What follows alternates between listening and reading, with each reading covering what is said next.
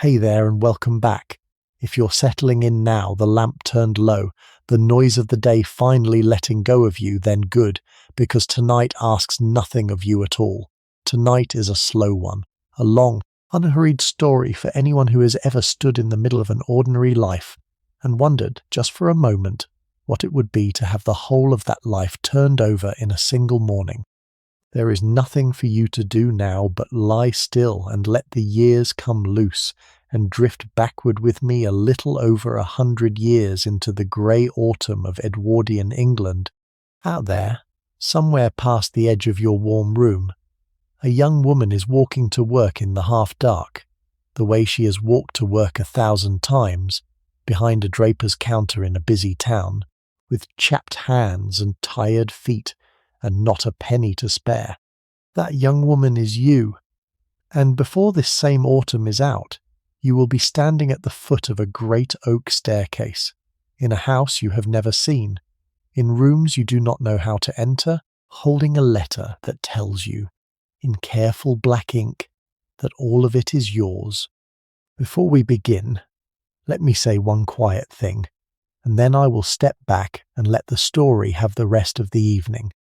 This is a small place I keep for evenings exactly like this one, and if you would like to be able to find your way back to it, the way you will one day learn to find your way back to a house you never knew you had, then you are very welcome to subscribe, and it will simply be here whenever you need somewhere to disappear for a few hours.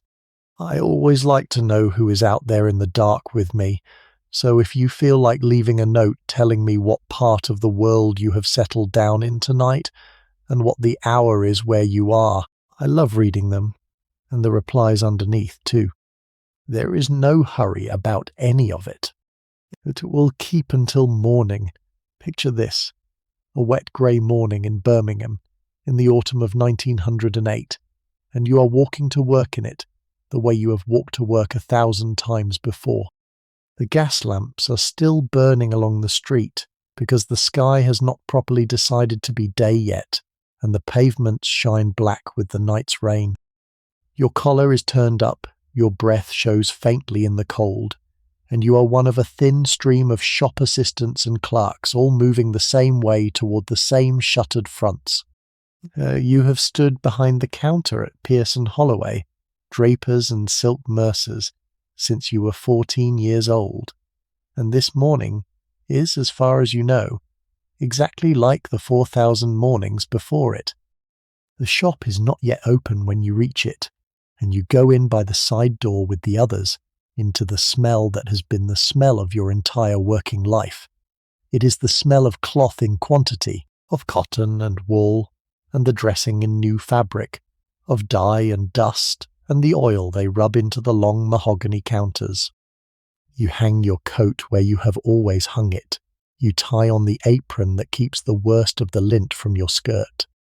And then you take your place behind the counter and begin, as you begin every day, by setting the bolts of cloth straight on their shelves, squaring their ends, turning their best faces out, so that when the doors open, the shop looks like a thing that has never once been touched.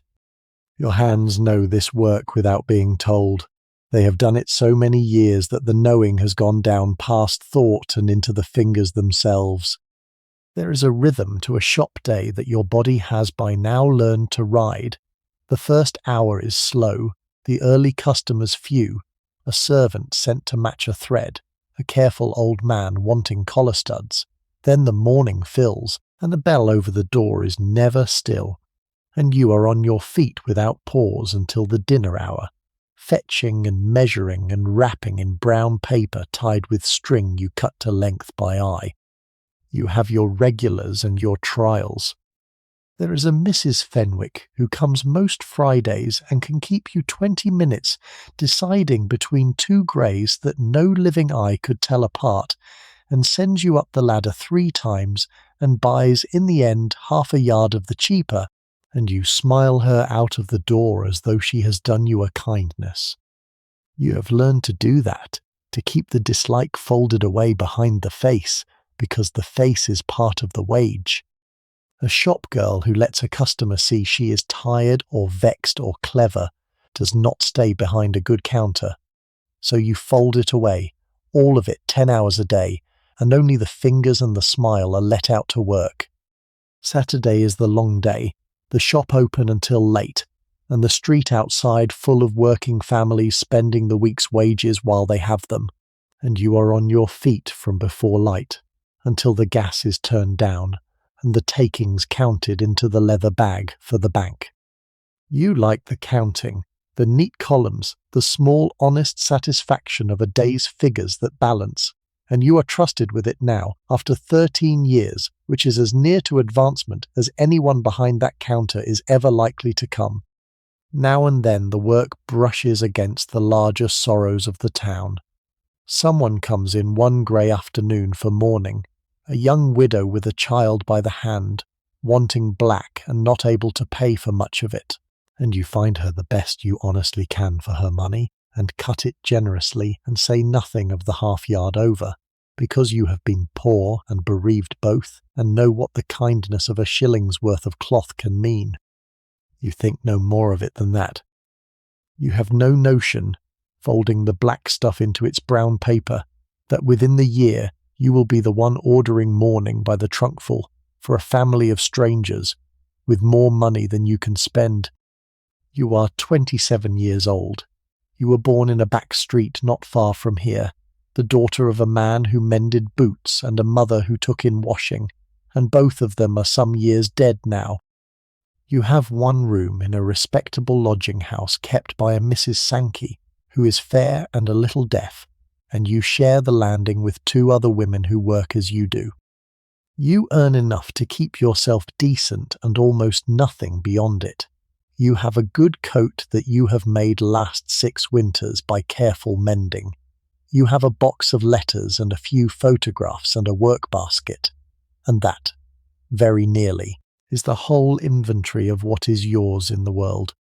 It is not a sad life. You would be surprised perhaps to hear it called one. It is simply a narrow life, lived close to the ground, and you have never seen any reason to expect it to be otherwise. The day comes on the way the days come on. The doors open at 8:30, and the work begins, and it does not stop. You measure and cut. You match a thread of silk to a swatch held up to the window for the light. You climb the little ladder for the bolts kept high, and bring them down, and unroll a yard across the counter with that one practised sweep of the arm that makes the cloth lie flat and shining. You are good at this.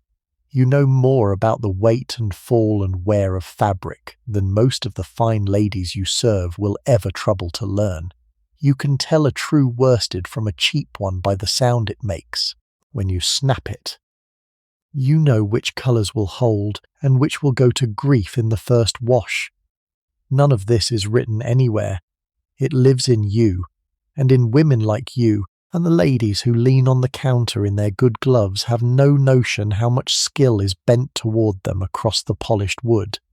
When the shop shuts at last, and the shutters go up, you walk home through the wet lamplit streets to the lodging house in a side road, 3 stories of sooty brick where Mrs. Sankey lets her rooms to respectable working women and keeps a sharp deaf eye on the lot of them. You have your tea in the back kitchen with the 2 others who share the landing, a typewriting girl named Florrie, who is saving to be married, and a pale milliner named Ada, who coughs in the winter, and the 3 of you sit close to the one fire and talk over the day and mend by its light to save your own candles. It is not much. A herring, a loaf, a scrape of marge, cocoa on a cold night as a treat, but there is a warmth in it in the company of women living as close to the bone as you are, and making no complaint of it. And on a Sunday, your one free day, you will walk out together if it is fine, or sit in and let the week's tiredness drain slowly out of your bones. This is the settled shape of your life, week in and week out, year after year, and you have made a kind of peace with its narrowness, never once suspecting that the narrowness is about to be taken from you forever against your asking, and a vast strange freedom put in its place that will frighten you far more than any want ever did. And so the morning passes, and the dinner hour, and the long afternoon, exactly as you expect it to. That is the thing to hold on to tonight, as you lie there in the warm. On this particular wet morning in Birmingham, you have no idea. You walk and measure and climb and fold, and the rain runs down the wide plate window, and you are wholly inside the small certain world you have always known, with no sense at all that 200 miles to the southwest, in a county of orchards and winding rivers you have never seen, a chain of quiet deaths has already happened that is about to come and find you. The letter is, at this hour, only being written. The hand that writes it does not yet know your face, but the ink is going down on the page, and that is exactly where we are going next. The letter does not come for some weeks, and when it comes it nearly goes astray, because the name on the front is your full name, the long Sunday one you are almost never called, and Mrs. Sankey turns it over twice in her deaf, careful way before she is sure it is for you at all.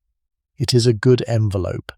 That is the first thing you notice, holding it on the landing in the failing light. The paper is thick and faintly ribbed under the thumb, the kind of paper that has never known a back street, and the flap is closed with a disc of dark red wax pressed with a seal, and your name is written across the face of it in a long, sloping, confident hand that is plainly used to addressing people who matter. You do not know anyone who writes like that. You stand with it a moment before you open it, the way you might stand before a door you have not been asked through.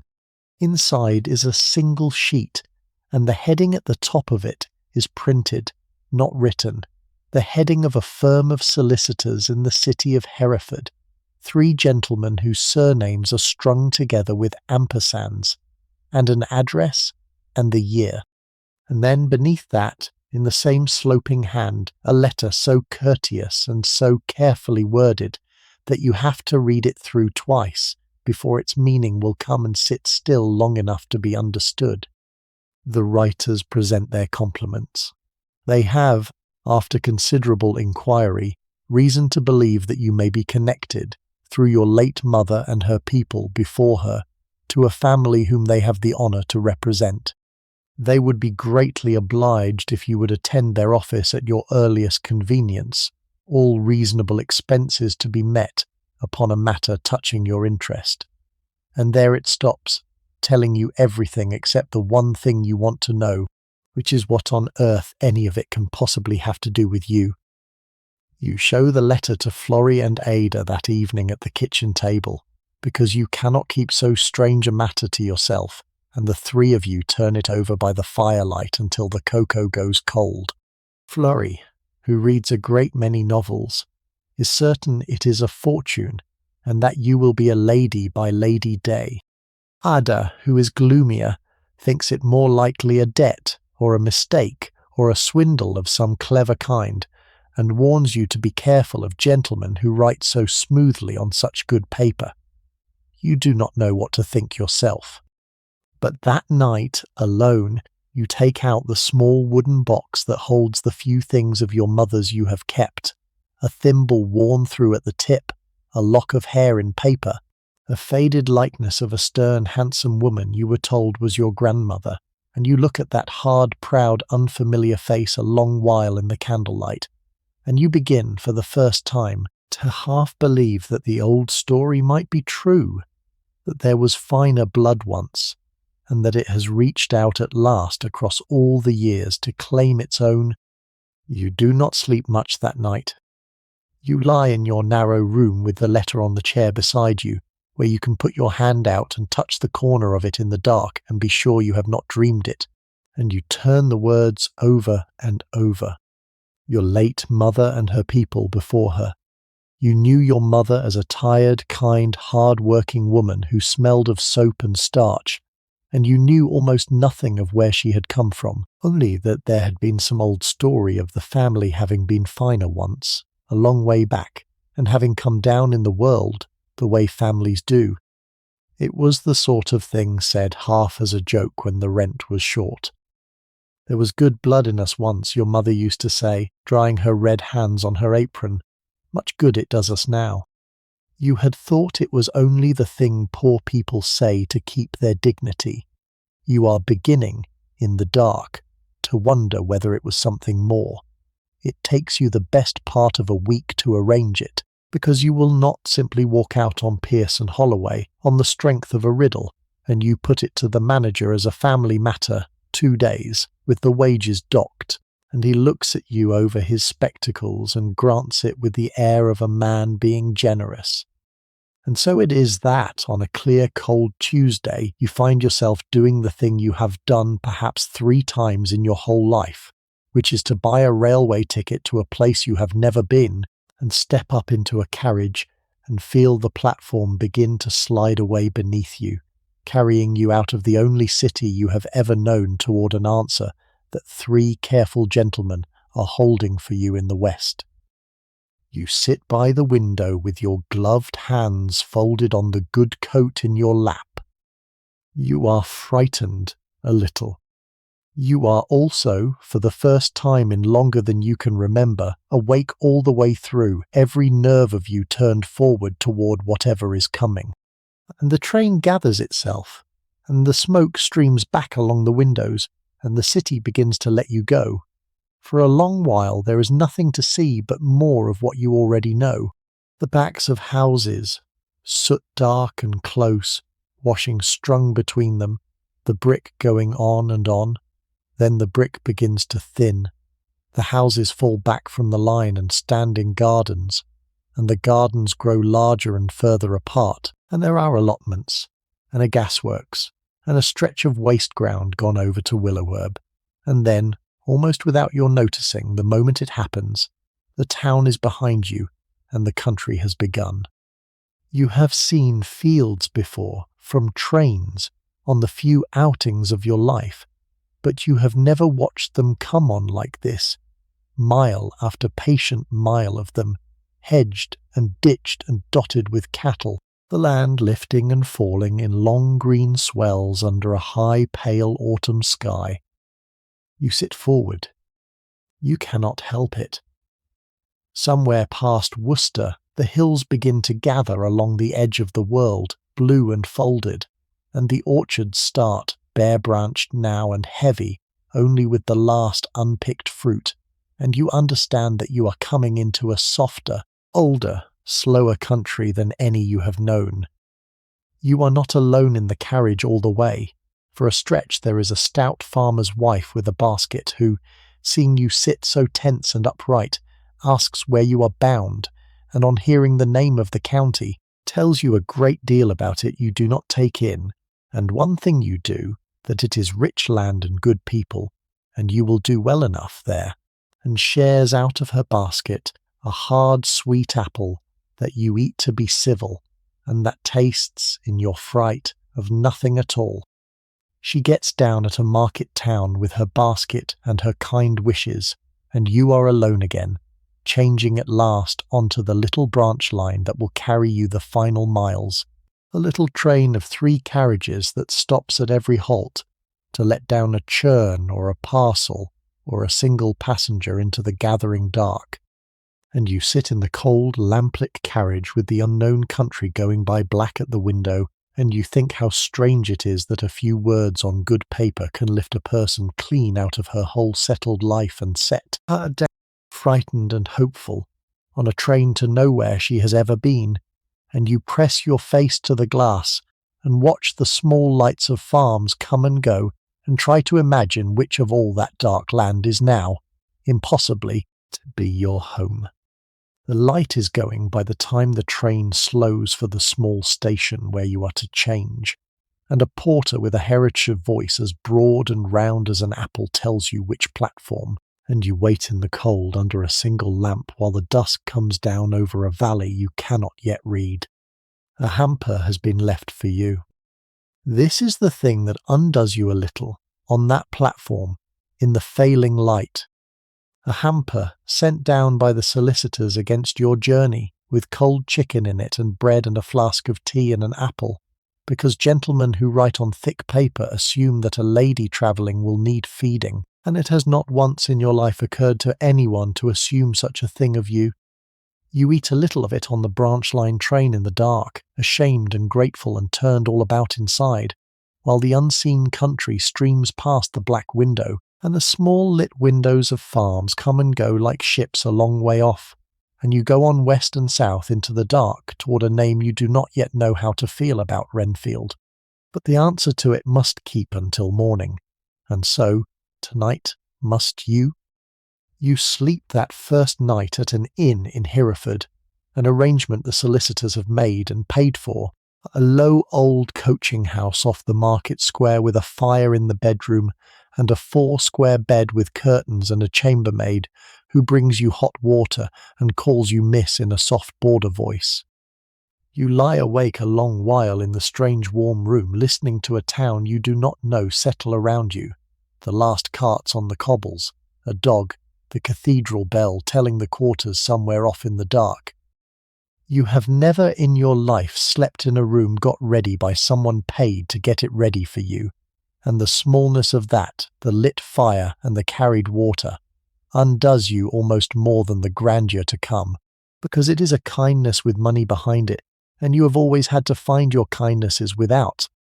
In the morning you dress with anxious care in your one good plain dress, and you eat a breakfast you can scarcely taste, and you walk out into the thin autumn sun of a country town to go and learn, at last, what 3 careful gentlemen have crossed a county to tell you, and what they tell you is exactly where we are going next. The office of the 3 gentlemen, when you reach it the next morning, is a panelled room above the street in the old part of Hereford, with a coal fire and a deal of green-bound legal calf on the shelves, and a window that looks down on a market square going about its business in the thin sun. The senior of the 3 receives you himself, a Mr. Goodliff, white-whiskered and grave and far kinder than you had braced yourself for, and he hands you into a leather chair by the fire and gives you tea before he gives you a single fact, because he can see, but then being a man who has done this before, that you have come a long way frightened and need a moment to be a person before you can be an heir. The room itself steadies you a little while. He lets you sit, because it is the room of men whose trade is the careful, unhurried handling of other people's gravest affairs, and there is reassurance in that. The fire is well kept. The clock on the chimney-piece is old and good and keeps its time. The 2 younger partners look in, are named to you, bow and withdraw, leaving you to Mr. Morn. Goodliff, who has plainly decided that a matter of this delicacy is to be done by the senior hand and done gently. A clerk brings the tea and goes, and only when you have drunk a little of it, and your hands have stopped their faint shaking, and you have looked your fill at the green-bound books and the market square below, does the old gentleman draw a long folded paper toward him across the desk and begin. Then he sits down across from you and folds his old hands on the desk and tells you in plain order the thing that has reached out across 200 miles to find you. There is a family, he says, named Calverley, who have held land in this county for upward of 300 years. Not titled people. Gentry, which is a different thing. An old untitled family seated on their own ground, at a house called Renfield Hall, some 12 miles to the west of where you now sit. The head of that family, the old squire, Mr. Edmund Calverley, died this past midsummer, full of years, the last of his name to live in the house. And here Mr. Goodliff pauses and turns his pen once on the blotter, because what comes next is a row of graves. The squire had one son who was to have had it all, and that son died of a fever before he was 30, unmarried. The squire had a brother's boy, a nephew, a fine young man by every account, and he was killed in the war in South Africa some 6 years past, and lies out there still. And there was a cousin, the last of the only other branch, who died this very spring without children of his own. 3 men where the land should have passed, all gone in the space of a few years, and there's the old man outliving every one of them, until at the last there was no Calverley man left in the world to take the house when he laid it down. You sit very still and let this settle. You are beginning, even before he speaks, to feel the shape of the thing turning toward you in the room. When a man dies, says Mr. Goodliff gently, and the land is not tied by settlement to the male line, and the male line has run out, then by the law of England, the land goes to the heir at law, the nearest blood relation that careful searching can find. And it does not matter in the least whether that person be a man or a woman, a great lady or a girl behind a counter. And the searching he allows has been long, because the branch that carried the blood furthest had married away and come down in the world 3 generations back, when a daughter of the Calverleys married a tradesman against her family's wish and was more or less forgotten by them. He has the line written out for you on a long sheet, that daughter, and her daughter, and your own mother, and at the foot of it, in the careful black ink you have been seeing in your sleep for a fortnight, your own name. You are that branch. You are the nearest living blood of the Calverleys of Renfield, and the house and the park and the farms and the whole of it, with every burden and every duty that hangs upon it, is, in the eye of the law, already and entirely yours. You ask him, when you can speak at all, the only thing your old life has trained you to ask, which is how such a place is to be paid for, and whether you will not be ruined by it within the year. And Mr. Goodliff almost smiles, and tells you kindly that this is the very question a sensible woman ought to ask, and not 1 lady in 10 ever does. The estate, he tells you, is not a debt but a living thing that pays its own way. The farms return their rents. The land has been well managed and is not encumbered. There is money set by, and money coming in, enough to keep the house as it has always been kept, and the servants in their places and yourself in every comfort, if it is not thrown away. You will not starve, he tells you, and you will not be ruined unless you set out very hard to manage it. What you will be is responsible for a house and a name, and the livelihoods of a good many people, and that, he adds, looking at you steadily over his spectacles, is a heavier thing than poverty ever was, and he will not pretend to you that it is not. You are grateful to him for that, for not dressing it up. He does not tell you it will be easy. He tells you it will be yours, and hard, and worth the doing, and then he rises and says that you had better go and see it. The drive out to it that same afternoon is a thing you will remember in pieces for the rest of your life, the way one remembers the few minutes that divide a life in 2. Mr. Goodliff takes you himself in a hired carriage, because he judges rightly that you should not come to your own house alone among strangers, and you go west out of the city and into a country of red earth and bare orchards and broad brown rivers, the lanes deep between their hedges, the hills standing nearer now and clearer, until at a turn between 2 fields the carriage slows, and the man points with his stick and says, there is Renfield. And you lean to the glass and you look, and across a shallow valley set back on a low rise among great bare trees with the smoke of its chimneys going straight up into the still air is the house. Even at that distance you can see that it is long and low for its length and beautifully plain, a broad warm red front with rows of tall windows catching the last of the sun, the kind of house that does not shout but simply sits, certain of itself, as it has sat through 10 rains. You do not have the words for what you feel. There is no word for it. It is too large to be only fear, and too frightening to be only joy, and you press your gloved knuckles against your mouth and say nothing at all. Mr. Goodliff lets you look your fill, and then, as the carriage rolls on between the hedges toward it, he talks to you quietly, not of money now, but of what a place like this asks of the one who holds it.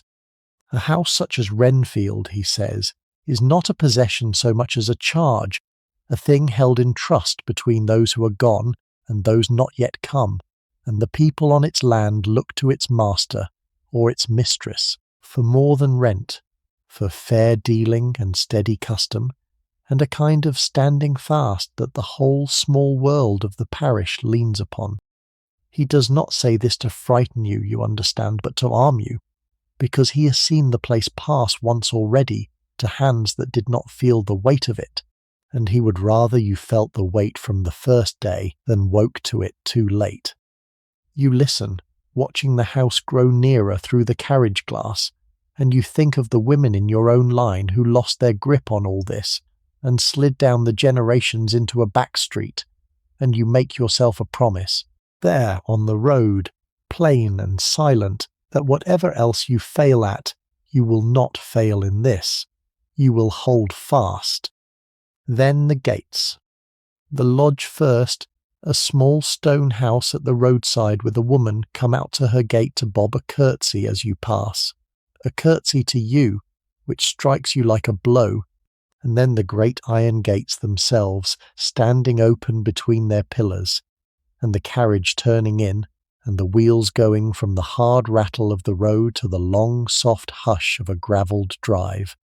The avenue runs ahead of you straight as a ruled line under a roof of huge old beeches gone to copper and gold, the fallen leaves lying thick along the verges, and through the trunks on either hand you can see the open ground of the park, the grass cropped short and silvered with the coming evening, and standing about on it, unhurried, lifting their heads to watch the carriage go by, the deer, a herd of fallow deer dun and dappled, the bucks with their flattened branching antlers grazing the lawns of what is now your land as though they have every right which they have, having been here longer than the law that gave it to you. At the lodge the keeper's wife had curtsied to you, and the bob of it goes on troubling you all the way up the avenue, because you cannot make it fit. The idea that a grown woman should dip her knee to you, you who curtsied to your betters across a counter only weeks ago and went home and ached. You watch the beeches go by overhead, their copper leaves loosing one by one onto the carriage roof with a small patter like rain, and you try to school your face into something a mistress might wear and fail and give it up, because your face will only do what it honestly feels, which is wonder. The carriage rocks gently on the gravel. A cock pheasant runs across the drive ahead of the horses and is gone into the bracken. Far off across the park a man is doing something slow and patient with a cart and a pair of horses, and does not look up, and you understand that the whole quiet machine of the place is already turning, has been turning all the while you knew nothing of it, and will go on turning whether you prove fit to sit at the head of it or no, and the thought is at once steadying and terrifying, as so much is, this first strange afternoon. The drive bends, the trees fall back, and the house comes out from behind them all at once and stands up in front of you, much larger now, filling the whole window, and the carriage rolls to a stop on the gravel at the foot of a shallow flight of stone steps, and you understand, with your heart going hard against your stays, that the moment has come, and there is no way left to put it off. And what waits for you at the top of those steps is exactly where we are going next. They are all there. That is what stops your breath as the carriage door is opened and the cold evening air comes in. Drawn up in two ranks on the gravel and along the steps, in order of their standing, in the dark clothes and white aprons and polished boots, is the household of Renfield Hall, every soul of it, turned out to receive the new mistress, whom not one of them has ever set eyes on. You had not known they would do this. You had not known such a thing was done, and for one long moment you sit frozen in the carriage, looking out at them, 20 and more faces all turned toward you, and giving nothing back, and you would give anything in the world to be behind your counter again with a yard of plain calico to measure, and a customer who wants nothing from you but 3pence worth of tape. A man steps forward to hand you down, and you understand at once, without being told, that this is the chief of them.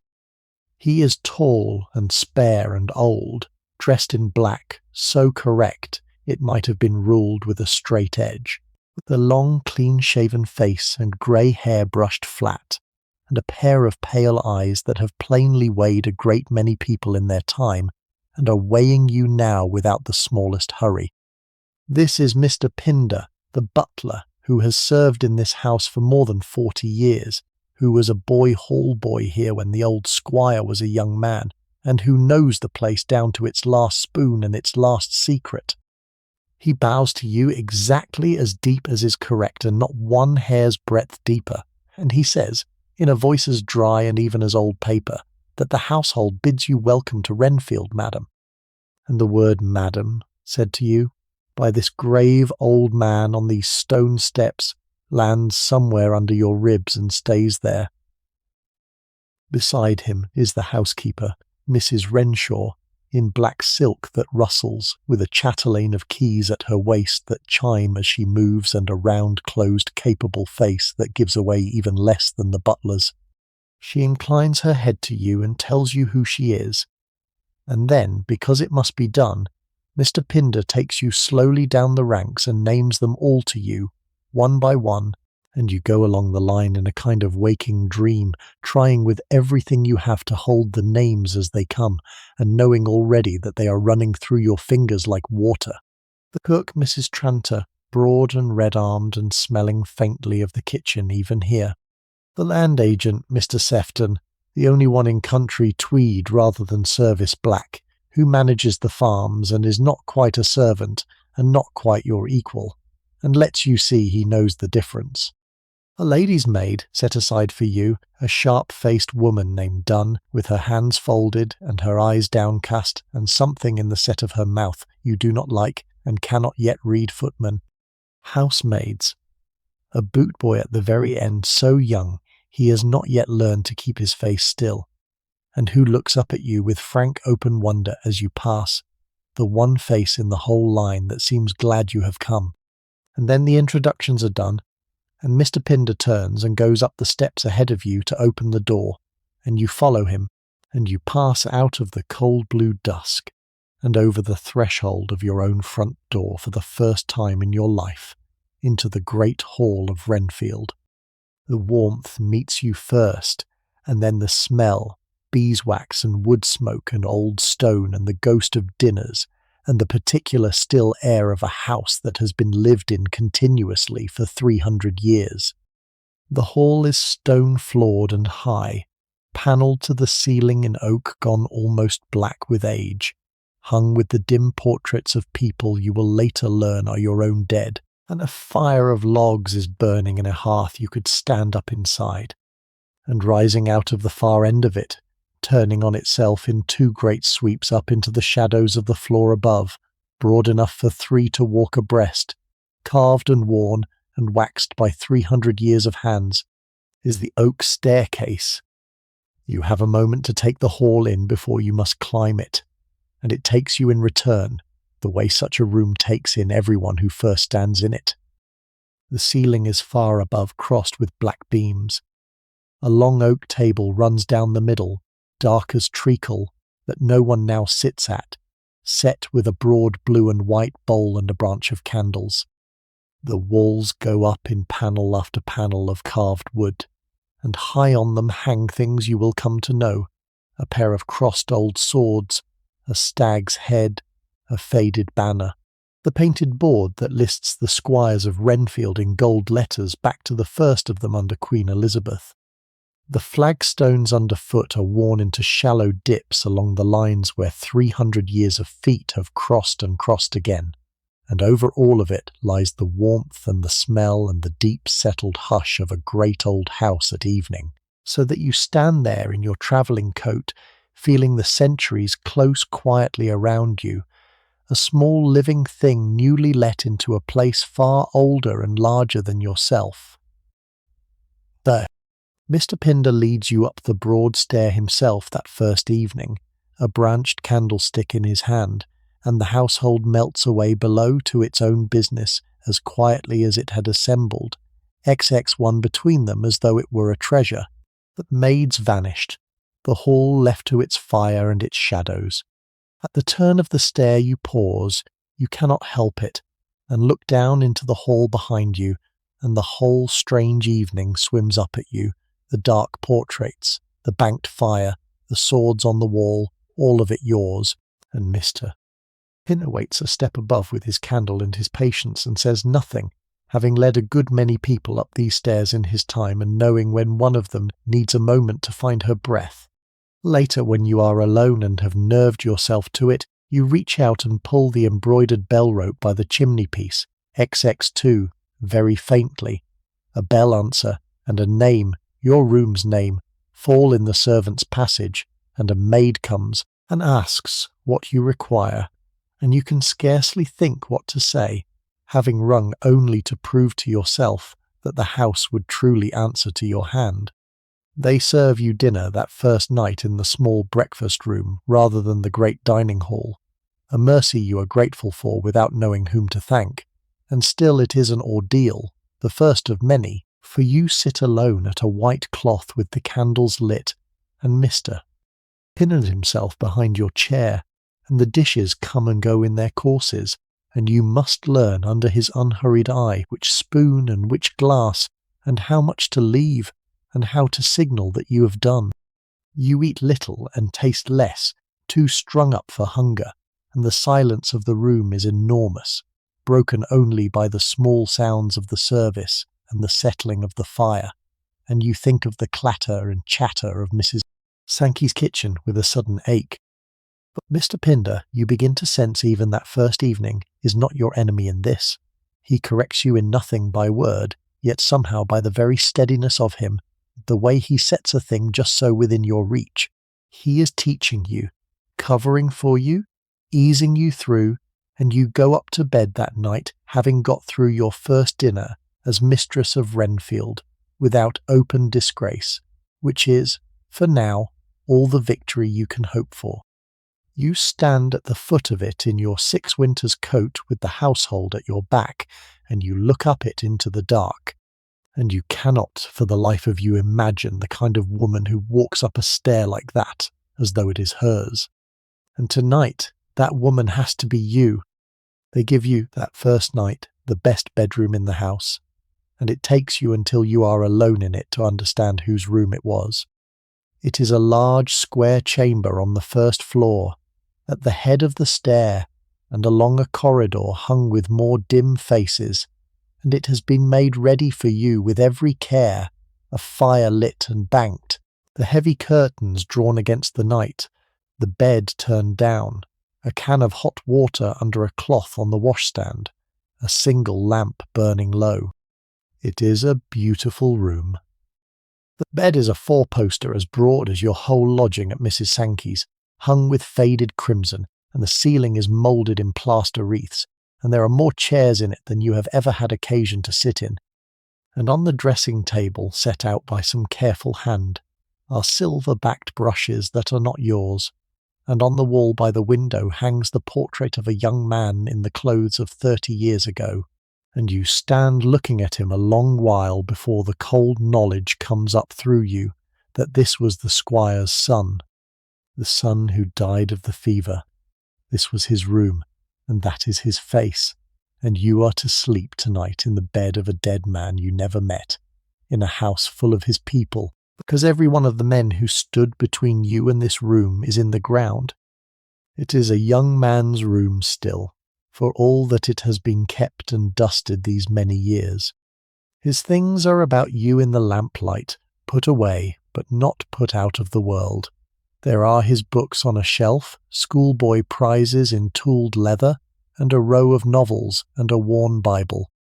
There is a glass case of birds' eggs, blown and labelled in a careful boyish hand, and a cricket bat in a corner, and on the chimney-piece a photograph of 3 young men in flannels, with their arms across each other's shoulders, laughing at a summer 20 years gone.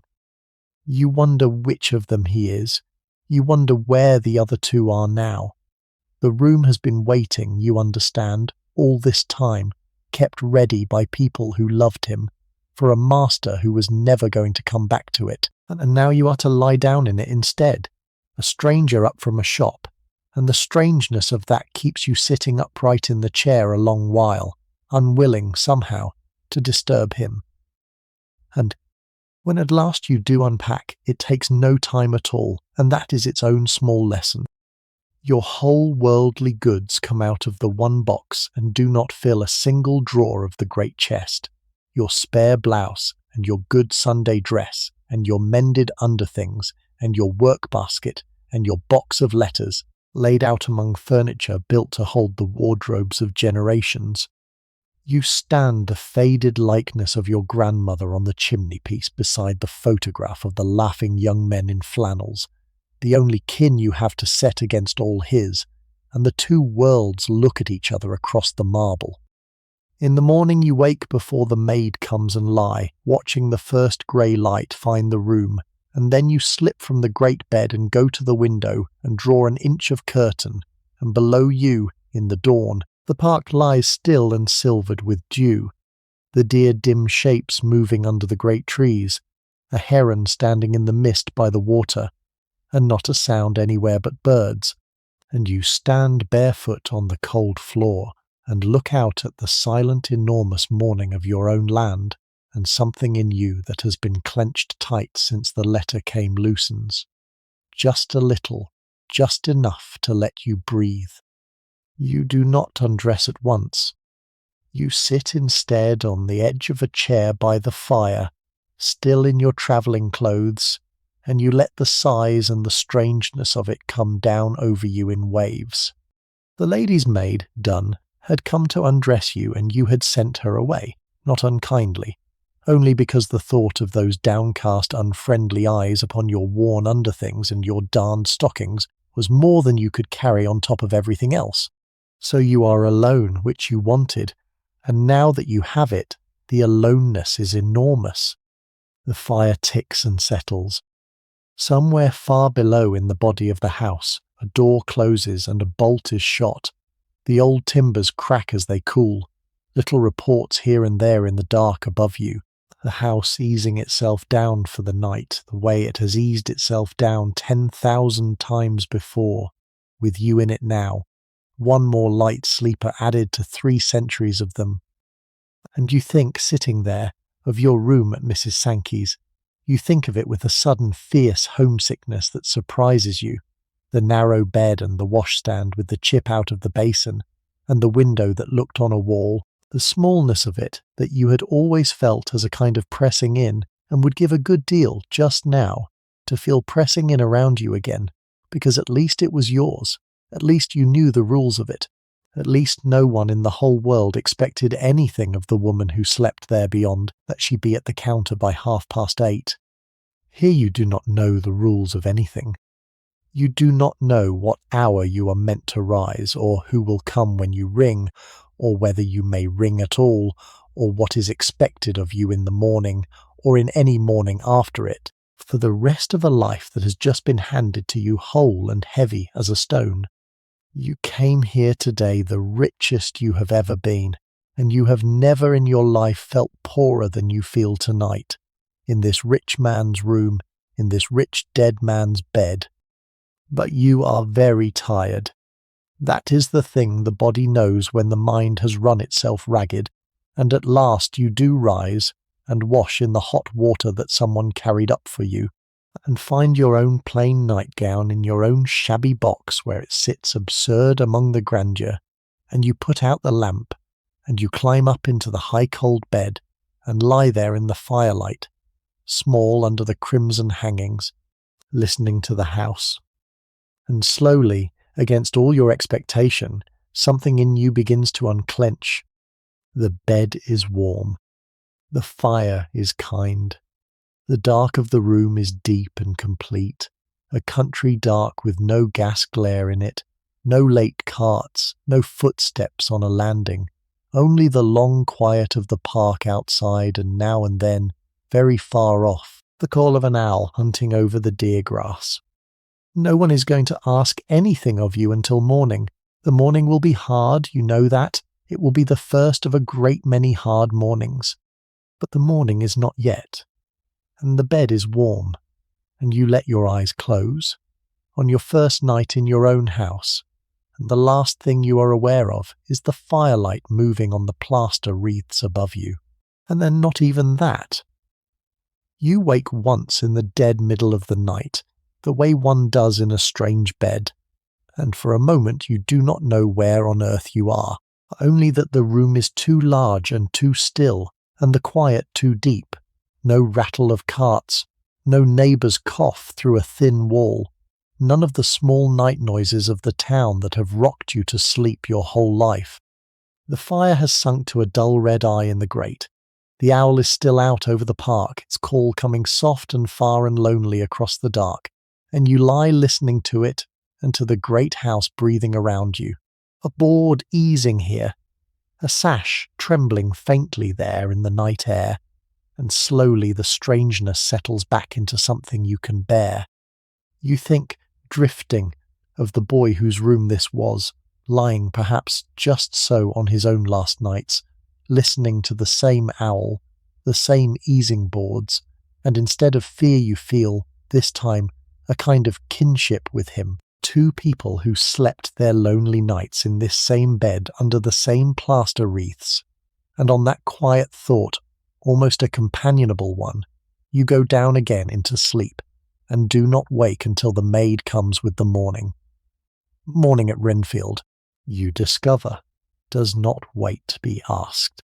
You wake to the sound of curtains being drawn, and a young housemaid is in the room, kneeling at the grate, building up the fire she has crept in to relight, and the grey light of an autumn dawn is coming in at the tall windows, and there is hot water steaming again on the washstand brought up while you slept. The girl scrambles up when she sees you are awake, bobs, murmurs that she hopes she did not disturb you, madam, and that breakfast would be ready whenever you should care to come down, and is gone before you can frame an answer. And you lie there a moment in the warm with your heart already beginning to knock, because the day has started, your first whole day as mistress of this house, and you have not the faintest notion how to be one. You go down too early. You understand that afterward. You are dressed and on the stairs by 7:30 out of the long habit of a working life, and the great hall is empty and cold-aired and only half awake, a housemaid on her knees at the far end sweeping the hearth, who freezes at the sight of you as though caught at something shameful. There is no one to tell you where to go. You stand in the middle of the hall, in the early light, feeling enormous and useless and badly in the way, the mistress of the house, with nowhere she is allowed to be, until Mr. Pinder appears from some door you had not noticed, perfectly dressed, perfectly composed, as though he has been standing folded in a cupboard since dawn, waiting for you to need him, and inclines his head and says that breakfast is served in the morning room, and would you be so good as to follow him? And he leads you across the hall and opens a door, and shows you into the room where you are to eat, and you stop on the threshold of it, and almost laugh, or almost weep, because the trouble of the next half hour is laid out before you on the sideboard in solid silver. The morning room is the pleasantest room you have yet seen, smaller than the rest, south-facing, the sun just reaching into it, the table laid at one end with a white cloth and a single place set, your place, with more knives and forks and spoons about it than one person could need in a week, and along the sideboard stand the dishes, a row of them, each under its own domed silver cover, with a little spirit lamp burning beneath to keep it hot, and you have no more idea what is under those covers or how you are meant to get at them than you would have of saying Mass. At home you ate bread and dripping standing up, or a chop at the eating-house if it had been a good week. You sit down at the great spread table, alone, in the sunlight, and a footman stands by the door with his eyes fixed on the middle distance, there to serve you, waiting on your word, and you do not know the word. You lift, after a long paralysed moment, the nearest silver cover, and find under it a dish of kidneys in a dark sauce, and you do not much like the look of them, but you have lifted the cover now, and the footman has seen, and so you take some, because you cannot think how to put the cover back and pretend you never looked. You eat your unwanted kidneys in the sunshine with the wrong fork, you are fairly sure, while the footman watches the wall, and the silver gleams, and the food goes cold under all the other covers because there is only one of you and an acre of breakfast, and you think, this is absurd, this is perfectly absurd, and no one will ever tell me so. And that is the worst of it, that no one here will ever tell you when you have got it wrong. They will only see and say nothing and know. And learning to read that silence is exactly where we are going next. There is more of that first day to be got through, and the getting of it through teaches you the sheer size of what you have come into. In the forenoon, the head gardener asks leave to show you the grounds.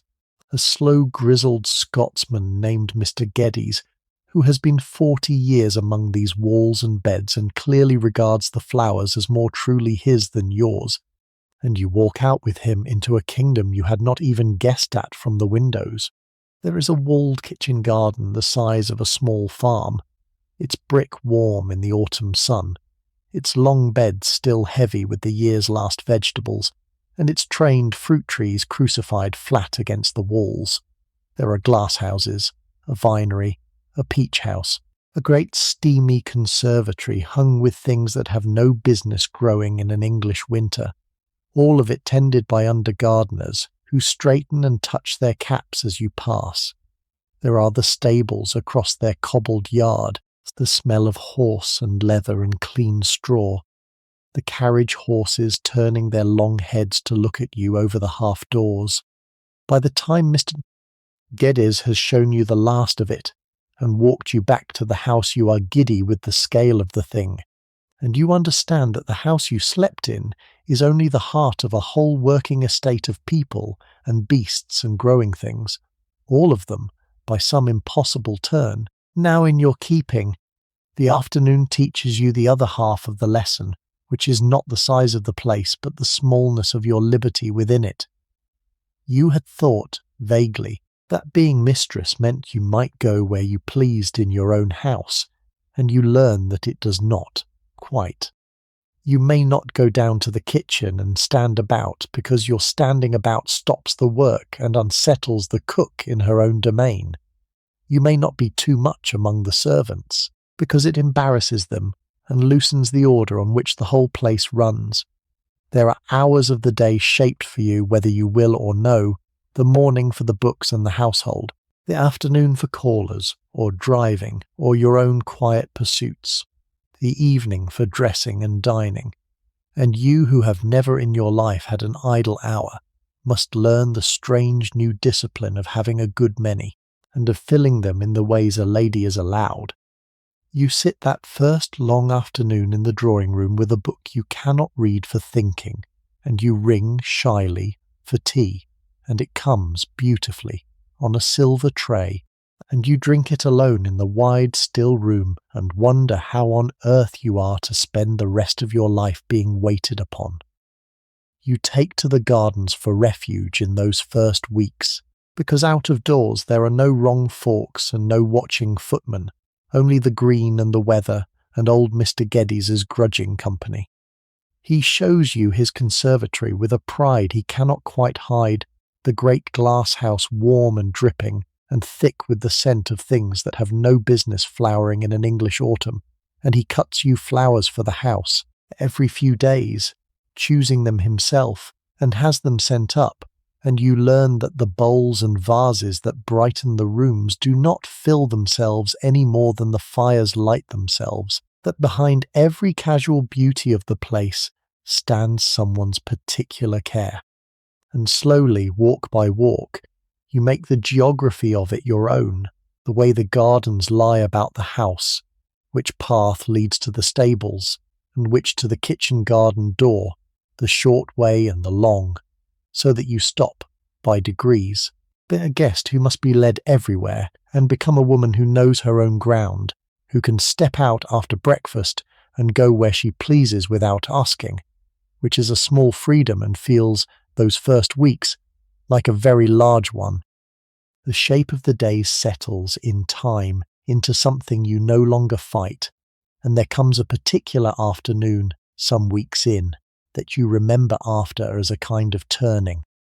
You are in the library with a book, the rain at the windows, the fire good, the house quiet about you, and you realize of a sudden that you are not anxious, not waiting for some duty you have forgotten, not braced for a footman's silent verdict, but simply, plainly content, reading a book on a wet afternoon because there is nothing else you are required to be doing.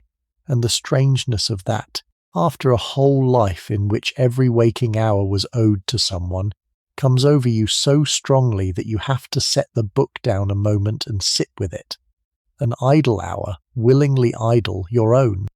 You had thought in your old life that you would not know what to do with such a thing, that idleness would frighten or shame you. And here it is, and it does neither. It only rests you.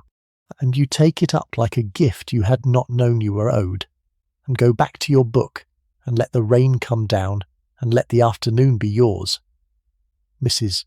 Renshaw takes you over the house that same morning, and it is from her, in the course of a slow hour of opening doors, that you begin to learn the first great lesson of your new life, which is that a house like this is not one place, but many, laid one inside another, and that knowing which you may enter, and when, and how, it is half of what it means to be its mistress. She goes ahead of you with her keys, unlocking and relocking, naming the rooms in her flat closed voice, and you follow and try to make a map of it in your head and fail, because there is simply too much of it. The morning room you have met. Beyond it lies the drawing room, kept under Holland covers, the furniture standing about like a field of pale ghosts, the chandelier bagged in muslin against the dust, a room opened only when there is company, and shut the rest of the year. There is a library, smelling of leather and cold ash, the books going up to the ceiling on 3 walls. There is a dining room with a table that seats 24, where you cannot imagine ever sitting down. There is a morning of corridors and back stairs and small odd chambers whose use you cannot guess. And there is the long gallery, which is where Mrs. Renshaw's tour and your understanding both arrive at something that stops you. It runs the whole upper length of the south front, a great panelled room meant for walking in on wet days, and the walls of it are hung, frame edge to frame edge, with the painted faces of the Calverleys, 300 years of them, men in ruffs and men in armour, and men in the full-bottomed wigs of long ago, ladies with pearls in their stiff hair, and ladies in the loose gowns of your grandmother's time, children with spaniels, a girl with a bird on her finger, an old man fierce in scarlet, your blood, every one of them. The people from whom, by ways too tangled for you to feel, the thing in you that is sitting up tonight and listening came down across the centuries to a back street in Birmingham. Mrs. Renshaw moves along them, naming dates. This one built the West Wing. This one planted the avenue. This one sat in Parliament for the county. And you walk under the long row of your own dead, who never knew your name, and would very likely not have let you in at the kitchen door, and whose house and faces and very blood are now yours to keep. Near the end of the gallery there are 3 frames with the curtains still drawn across them, mourning-shrouded, and you do not need to ask. The son? The nephew? The cousin? The 3 drawn curtains are the reason you are standing here at all. There are rooms beyond the grand ones that move you more, because they are the rooms where the family simply lived. Mrs. Renshaw opens a nursery at the top of the house, under the roof, where the floorboards are scrubbed pale, and a rocking horse stands under a sheet, and there are pencil marks low on a door frame, where someone, generations of someones, measured a child's growth year by year. She opens a small chapel-like closet with a prie-dieu and a worn cushion where the squire's mother used to pray. She shows you a boudoir hung with faded rose silk that was the old squire's wife's, his Margaret, dead these dozen years, whose portrait you have already found in the gallery, a gentle-faced woman with her hand on a spaniel, and you learn that the squire never had the room changed, kept it as she left it, her workbox still on the table by the window. The house is full of such kept rooms. You begin to see small shrines to the loved and the lost that a family with the space to spare will make, and never quite dismantle. And you are the keeper of all of them now, these tender, preserved corners of other people's grief, and you find you are glad to be, glad they will not be swept away, that someone is left who will leave the rose silk room alone. The library becomes, of all the grand rooms, the one you make your own, because it is the room that asks least of you and gives most. It is lined floor to ceiling with the reading of 3 centuries, sermons and histories, and county records and shelves of novels in marbled boards, and a great globe gone amber with age, and deep chairs by the hearth, and a long table where the newspapers are laid. You had little schooling and less time for reading in your old life, and you fall on it now like a starved thing, working your slow way along the shelves of an evening, teaching yourself out of other people's books the world you have been dropped into. And beyond the library, behind a locked door, Mrs. Coinwright.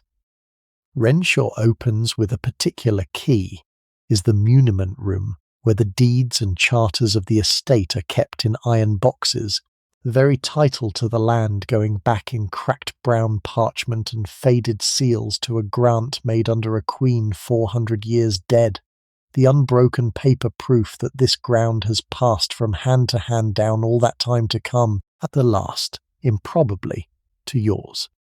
Above it all, under the roof, run the attics, a whole upper country of lumber and cast-off furniture and trunks of old clothes, and the discarded lives of generations, where the maids sleep in plain little rooms under the eaves, and where, on a wet afternoon, you may lose an hour among the leavings of the dead, and come down dusty and thoughtful and somehow comforted.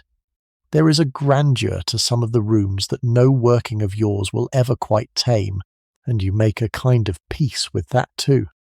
There is a state bedroom, hung with tapestry and dominated by a vast carved and canopied bed, where a king is supposed once to have slept a single night 200 years ago, and which has been kept ever since as a sort of shrine to the honour, used by no one, dusted by the housemaids in awe.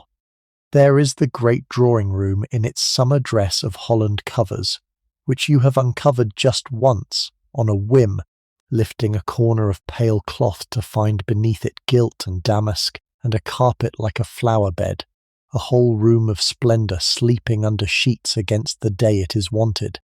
And everywhere through the house there are the clocks, a dozen of them and more, that a man comes from the town to wind and set each week, so that on the hour the whole house speaks at once, a soft tangle of chimes near and far through the rooms, and you come to love that sound above almost any other in the house, the gentle disagreeing voices of the clocks telling you that the long-ordered life of it goes on, has gone on, will go on, with you now somewhere in the middle of it. On the wet days of which that western country has its share, you take to walking the long gallery, which is what it was built for, a covered place to stretch the legs when the parkland is too sodden to cross, and it becomes, those first months, the room where you do your hardest thinking.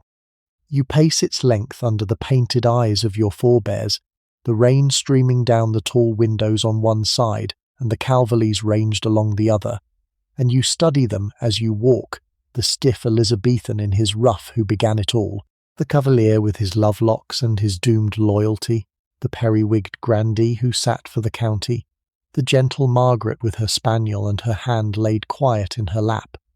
You learn their faces until you could pick any one of them out in a crowd of strangers, and you talk to them sometimes under your breath in the empty gallery, asking them how they bore it, the wait, and the watching, and the keeping of so much, and though they give you nothing back but their painted calm, you find a strange comfort in the asking, as though the whole long line of them were keeping you company in the work of being the latest to hold their ground.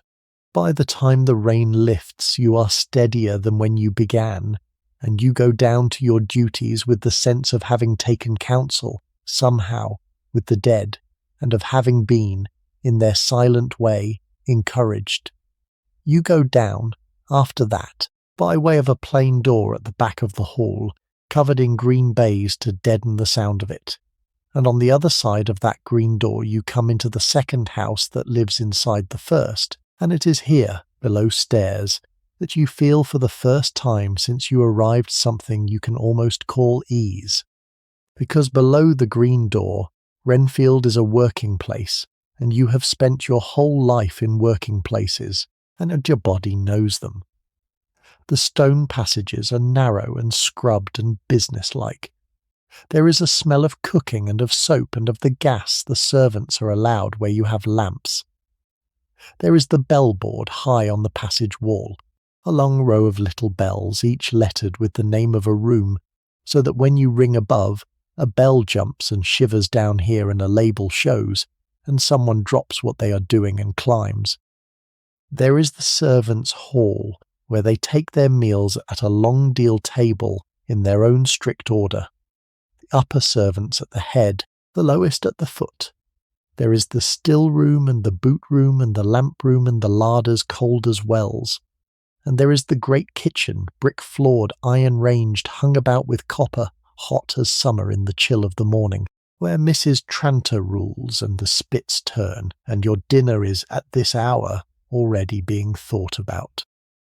It is below stairs, too, that you meet the one face that will become, in the slow months ahead, the nearest thing you have to a friend in this house, though neither of you could say so, and the gulf of rank between you will never once be crossed in the open. She is an under-housemaid named Annie, 15 or 16, with chapped red hands exactly like your own and a black country voice that catches at your heart the moment she opens her mouth, because it is the voice of the streets you were born in. She is on her knees black-leading a grate when you come through, and she springs up and bobs and goes scarlet, and in the half-second before she drops her eyes, you see her look at you, really looked, the way the boot boy looked, with a kind of fierce hidden gladness, as though she has been hoping against hope that the new mistress dropped on them from nowhere would turn out to be someone like herself. You learn her name, you make yourself remember it, and though you can do nothing with that knowledge yet, no servant in this house can be a friend to the mistress and keep her place. You carry it back up through the green door like a warm coal in the pocket, the knowledge that there is one person under this roof whose world you understand, and who, it may be, understands yours.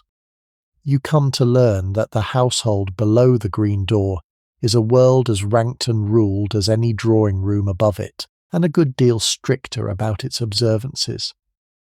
The servants take their dinner in the servants' hall in an order as fixed as the stars, the upper servants coming in last and leaving first, and at a certain point in the meal, the butler and the housekeeper and the cook and the lady's maid rise and withdraw to take their pudding apart in the housekeeper's room, which the lower servants call, behind their hands, the pug's parlour, and to which no housemaid is admitted without an errand.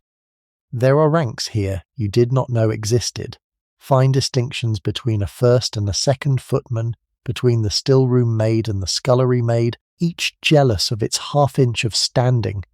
The work begins before light and ends after dark. Annie and the other young maids are up at 5 to clean, and lay the fires before the family stirs, carrying coal and water up the back stairs, black-leading the grates, sweeping the carpets with damp tea leaves to lay the dust. All of it done, and the maids vanished again before you so much as ring your bell. You knew hard work. You did not know this particular invisible kind, the labour that must not only be done, but be done unseen, so that the rooms above seem to keep themselves warm and clean by magic. You think of it now, every time a fire is mended as if by itself, and you do not take it for magic, and the maids never guess that the mistress sees it. But you do. You come to know them as people, slowly, the household below the green door, though always across the fixed gulf that neither side may openly cross. There is Mr. Pinder at the head of it all, grave and just, and secretly, you begin to suspect, on your side, there is Mrs. Renshaw, who rules the women, fair and cold and proud of her keys. There are the 2 footmen, James steady, and Charles a little vain of his calves in the silk stockings of his livery. There is the boot boy, the youngest, who blacks the boots and carries the coal and runs the errands and is cuffed by everyone and sleeps. You learn, in a cupboard off the pantry, and whose open glad face on the day you arrived you have never forgotten. And there is Annie, lowest but one, up first and abed last, hands always raw, the one whose lot in the house is hardest, and whose origins are nearest your own. And though you can show her no open favour, you find small ways, a word, a task spared, a kindness that can pass for ordinary, and she sees it and understands, and that wordless sympathy between the mistress and the under-housemaid is, though neither of you will ever say so, one of the truest things in the house. The wash is a world of its own, and you come to know it as you know the rest. The great labour that comes round every week and ropes in half the female household for 2 hard days. On the Monday the coppers are lit before dawn in the wash-house across the yard, and the linen of the whole place goes into them. Sheets and shirts and tablecloths and the endless white underthings of a household that changes its linen as the poor can only dream of doing, and the women boil and pound and rinse and wring in the steam, until their hands are bleached and their backs will not straighten. On the Tuesday it is all hung to dry, the drying ground a snapping sea of white in the wind, or strung on lines through the wash-house when it rains, and then the long business of the mangle and the flat irons heated at the range, the careful pressing of every fold, so that the linen you slip between at night, cool and smooth and smelling of the open air, has cost 2 days of somebody's aching labour that you will never see, and were never meant to. You see it now, though. You cannot stop seeing it.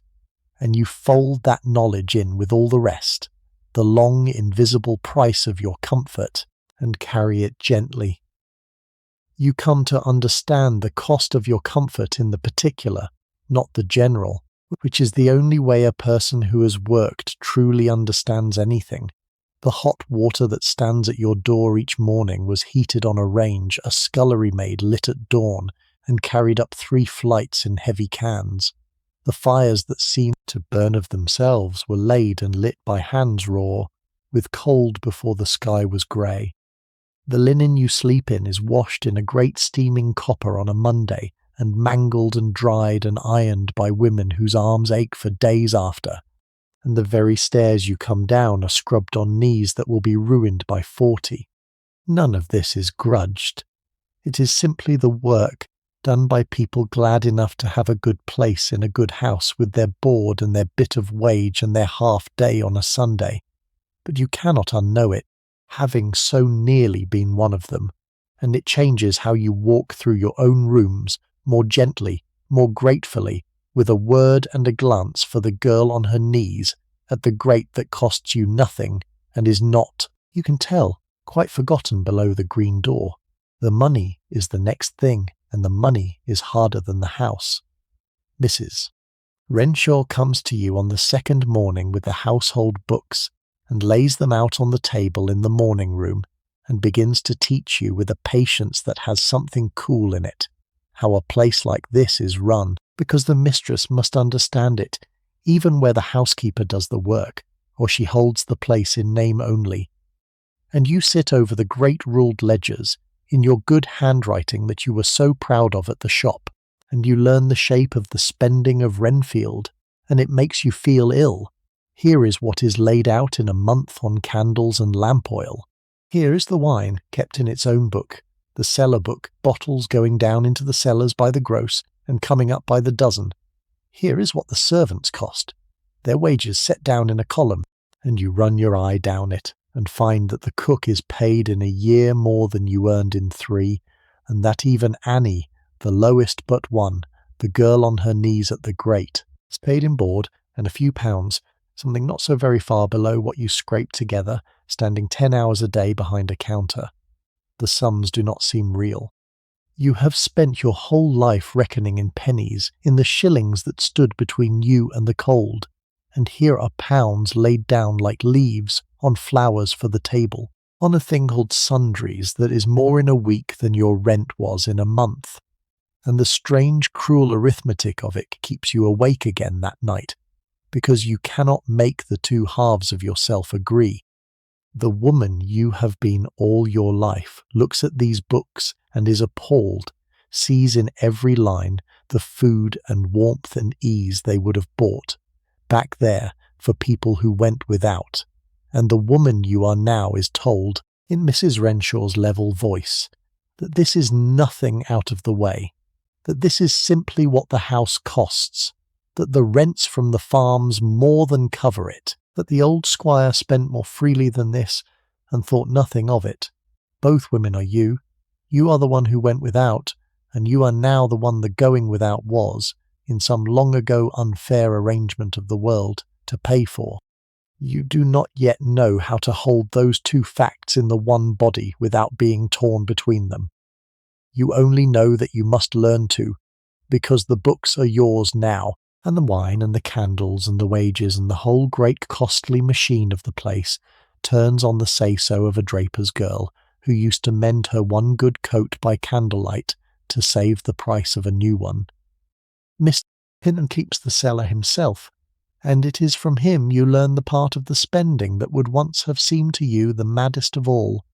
The wine kept in a great vaulted cellar under the house, cool and earthen-smelling, the bottles lying in their bins under a film of dust and cobweb, some of them laid down before you were born.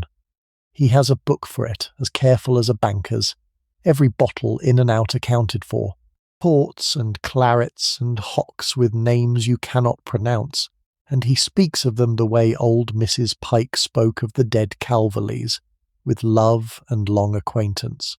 A single one of these dusty bottles, he tells you without the smallest awareness of what he is doing to you, was worth more when it was laid down than you used to earn in a week.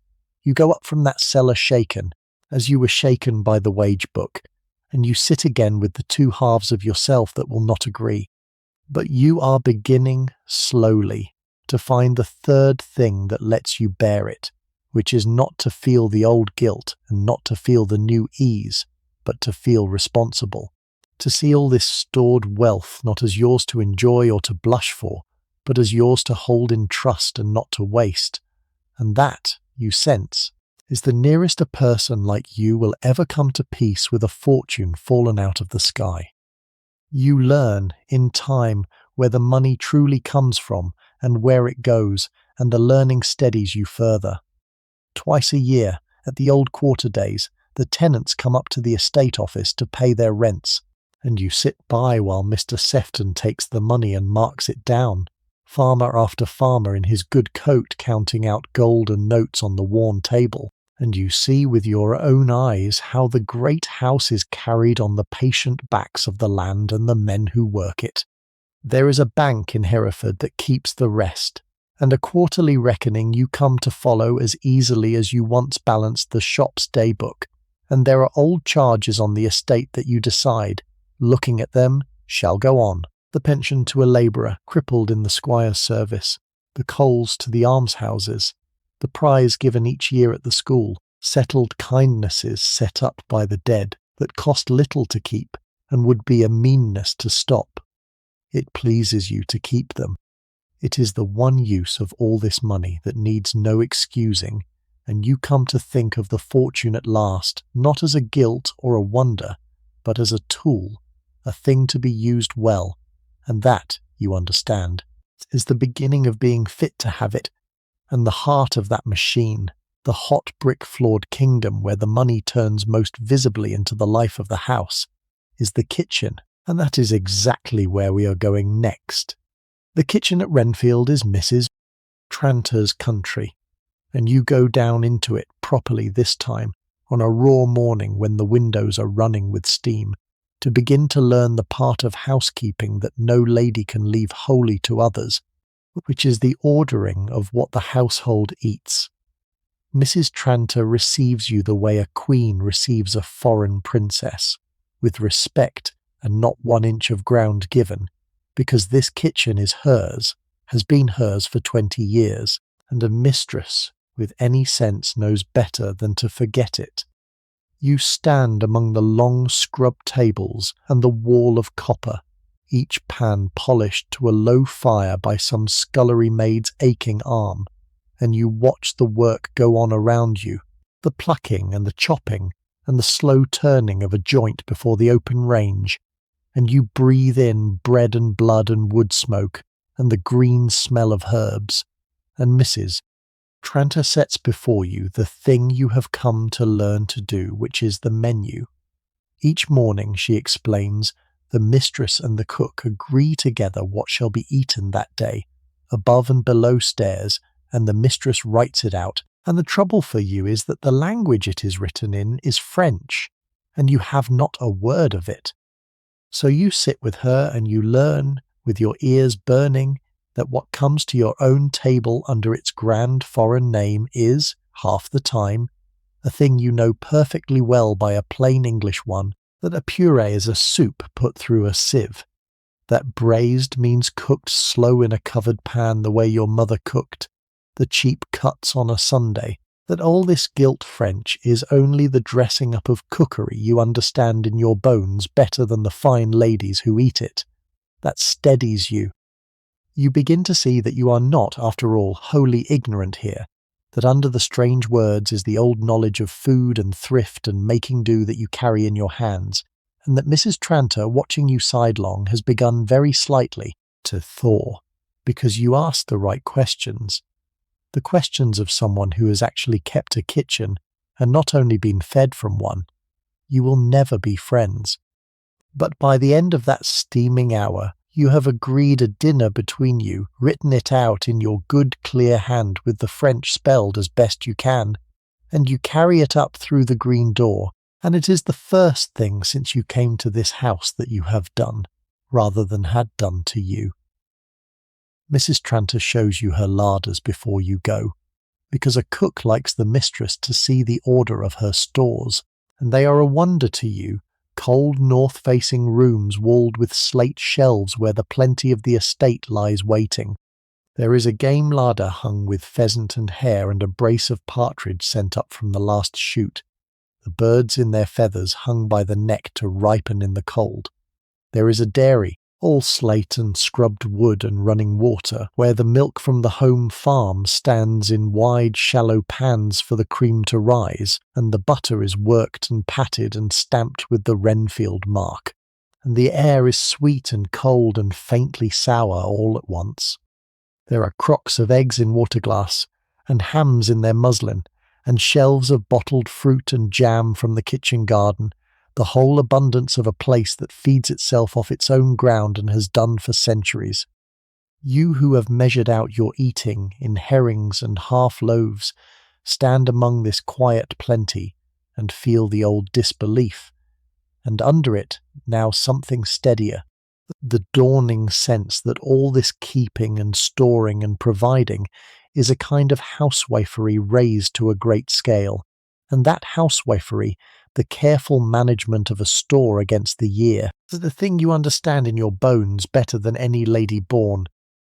There is a still room as well, between the kitchen and the family's part of the house, and it is the one corner of the working quarters that has always been the mistress's own, where in older days the lady herself made the preserves and the cordials and the simples and the cakes too fine to trust to the kitchen. Mrs. Tranter's still room maid keeps it now, but the tradition lets you in, and you take to spending an hour there, making the jams and lemon cheese and elderflower cordial of the seasons as they come, the one kind of work in the whole house your hands may do without anyone thinking the worse of you for it, and the doing of it, the stirring and skimming and potting, the rows of bright jars cooling on the slate, gives you back something of the plain bodily satisfaction your old life was full of, and your new one starves you of. And when a great meal is to be made, a dinner or a feast, you see the whole kitchen bend to it for a day together, the joints turning, the sauces watched, the puddings raised, the still room and the dairy and the larder all feeding into the one end, a labour as grand in its way as the dinner it produces, and you carry up to your own grand table a new respect for everything set before you, knowing now the hours and the hands behind each dish. Mrs. Tranter, you learn over the steaming weeks, came to Renfield as a girl of 14 kitchen maid under a cook long dead, and rose by sheer ability to rule the place she once scrubbed, and there is in her, under the redness and the bustle, a craftsman's deep pride that you come to honour, because it is the same pride you carried at your counter, the pride of a thing done as well as it can be done. Her kitchen feeds two worlds at once and never falters at it, the plain good food of the servants' hall and the fine dishes of the dining room going up the same stairs from the same fires, the one as carefully made as the other, and you understand that this hot brick kingdom is the truest engine of the house, that more depends on Mrs. Tranter's temper and skill than on half the grand machinery above, and you take care always to keep the right side of her, which a wise mistress does, for a cook offended is a house at war with itself. And on the mornings you come down to settle the day's eating with her, the two of you bent over the slate, two working women, whatever the gulf of rank between, you are as near to easy as you ever are in the whole long performance of your day. Not everything comes off the estate, and you learn the rhythm of the outside provisioning too, the carrier's cart that goes weekly into Hereford and comes back laden, the things that must be bought that no home farm can grow, the tea and the sugar and the spices, the coffee, the dried fruits for the puddings, the fish brought up packed in ice. There are tradesmen who call the fishmonger, and the man with the cart of oranges in their season, and accounts kept with each that you go over with Mrs. Renshaw, and you bring to it all the sharp shop-trained eye of someone who knows to a farthing what things are worth and will not be overcharged because the order comes from the hall. It pleases the housekeeper that, though she would not say so, for a wasteful mistress is a trial to a good servant, and you are not wasteful, could not be if you tried, the habit of the careful penny too deep in you, ever to be lost. And so the house is fed and stocked and kept, half off its own acres and half out of the town, and you sit at the centre of the whole provisioning of it like a spider at the heart of a web she has only lately learned to read, and find, to your own quiet surprise, that you read it well. And it is a small thing, but it is yours. The hardest of your teachers is the one who touches you, and that is done, the lady's maid, and the daily battleground between you is your own body and how it is to be dressed. You cannot send her away forever. You understood that within a few days. A lady in a house like this does not dress herself, cannot in truth manage half the clothes she is now expected to wear without a second pair of hands, and so each morning and again before dinner Dunn comes to your room with her sharp face and her clever cold fingers, and the two of you conduct, in near silence, the small daily war of someone born to be waited on by no one learning to be waited on by someone who plainly thinks her unfit for it. For Dunn knows what you are. She served a real lady before, a Calverley cousin's wife, a woman who had been doing this since the cradle, and everything in the set of her mouth as she laces you tells you that she finds the changer come down, that dressing a draper's girl in her betters' clothes is a thing she does because she must and despises. And then there are the clothes themselves, which are a country whose language you must learn through the skin. The house is in mourning for the old squire, so everything that is being made for you is black bombazine and crepe and dull silk that drinks the light, and the making of it is itself a revelation, for a dressmaker is sent for from Hereford to measure you and returns with gowns that cost each one more than you ever earned in half a year, and you stand to be fitted feeling like a doll being dressed by strangers. But it is the underpinnings that teach you the deepest lesson, because to wear these clothes at all, you must first be built into the shape they are cut for, and that shape is not the shape a working body falls into of its own accord. There is the corset, laced down the back where your own hands cannot reach, which is why you cannot do without done, drawn in each morning until your waist is a thing you do not recognize, and your breath must learn to live higher in the chest. There are the petticoats, layer on layer of them. There is the long discipline of being, all day, held. You had thought, in your old life, that you knew what it was to be tired in the body. You learn that you did not know this particular tiredness, the slow ache of a frame held upright and inward from morning to night, the small sigh that escapes you when at last, late in the evening, done unlaces you and the held breath comes flooding down and your own ordinary shape returns to you like a country you had been exiled from. You bear it because you must, and because some stubborn thing in you will not give Dunn the satisfaction of seeing you flinch. But you feel the strangeness of it keenly, lying awake after, that you have become a person who is taken to pieces and put together again each day by hands that do not love you, that your very breathing has been altered to suit a station you backed into by the deaths of strangers. The fine ladies in the long gallery wore this all their lives, and thought nothing of it, were laced into it as children, and never knew another way to stand. You came to it grown, with a working woman's free-swinging stride, and a working woman's lungs, and every day your body must be persuaded again to be still and high and held. And it is not one dressing a day, but 4, you discover, which staggers you more than anything. There is the morning dress for the house and the books and the kitchen. There is a change for walking out or driving, stouter, boots. There is the afternoon gown for receiving callers, finer, that must not be the same 2 days running if it can be helped.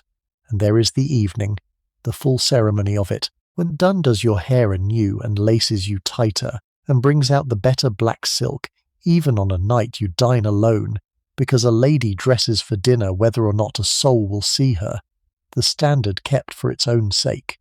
4 times a day, then, your body is taken down and built up again, and 4 times the held breath, and 4 times the small private release. There are jewels too, the Calverley jewels, fetched up from the strong room for you to see, jet and pearl and a few good old stones in settings, 2 reins out of fashion, and Dunn clasps them at your throat with a face that says plainly you have no business wearing them, and in the glass a stranger looks back at you wearing dead women's pearls, and you have to teach yourself evening by evening to meet that stranger's eye and not look away. Morning itself, you discover, is a country with its own seasons, and you must learn to move through them by rule. The deep black of the first months, the dull crepe that may carry no shine and no trimming, it gives way in its proper season to a second morning a little less severe, and then to the half-morning of grey and lavender and soft mauve, each stage with its own correct fabrics and its own length, the whole slow lightening of grief laid down by custom as strictly as a church calendar. The dressmaker comes again from Hereford as the first deep morning passes, and now there are colours. The first you have been allowed, soft greys and a lavender silk, and you stand to be fitted, feeling the change in yourself as much as in the cloth. A woman coming up slowly out of a darkness she never properly went down into, since the dead were strangers to her when she came. There are gloves for every hour, and boots buttoned by a hook and a hat that must be right, and there is the long daily business of your hair which Dunn dresses high and full in the fashion, and which you have learned to sit still under, and the whole apparatus of it you see now is a kind of armour, the uniform of a station, and you have learned at last to wear the armour as though it were your own skin, and not a borrowed thing that chafes. And Dunn, who began as your daily torment, becomes across the month something nearer a grudging ally, though it is the slowest thaw of any in the house. She is a true craftswoman at her work, you cannot deny it, her fingers clever past believing at hair and lace and the setting of a gown, and as you learn to carry the clothes she puts you in, to do them justice, to be a lady she need not be ashamed to have dressed, her scorn cools by degrees into something like a sniffish professional pride in her handiwork. You catch her once, smoothing the fall of a skirt she has just hooked you into with a small, satisfied tightening of the mouth that is as near to approval as her face can come, and you understand that you have won her, not as a friend, never that, but as a workman is won by good material, and you find you do not mind on what terms the piece is made, only that it is made, and that the small daily war over your own body has quietly, at last, been laid down. It is the plainest sign you have written into your own ribs of the distance you have travelled, and of how much of the journey is still in front of you. And the next stretch of that journey takes you out of the house entirely, out past the gardens to the working land that pays for all of it, and that is exactly where we are going next.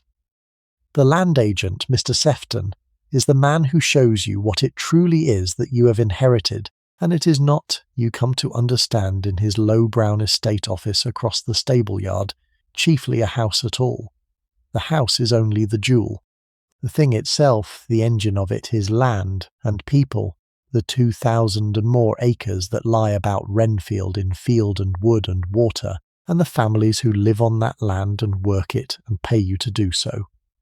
Mr. Sefton has the maps out on his great sloping desk, the estate drawn in faded inks, every field named in the old way, the long leaso, the parson's piece, the hop yard, the conegry, names that have meant the same green acres for longer than anyone can say. He shows you where the home farm lies, which the estate keeps in its own hand, and the tenant farms beyond it, 6 of them, each with its house and its family and its rent, and he names the tenants to you, the Pike family at the Grange, who have farmed it for 4 generations, the widow Mrs. Bellamy, holding her late husband's land, the others. These people are your tenants now. Their roofs and their gates and the draining of their fields are, by old custom and law, partly your concern. You, who never owned so much as the bed you slept in, he is correct with you, Mr. Sefton, and careful, but you feel under the correctness a thing you are beginning to know well, the faint-braced reserve of a capable man, obliged to take his direction from someone he has private doubts about. He has run this estate near 20 years.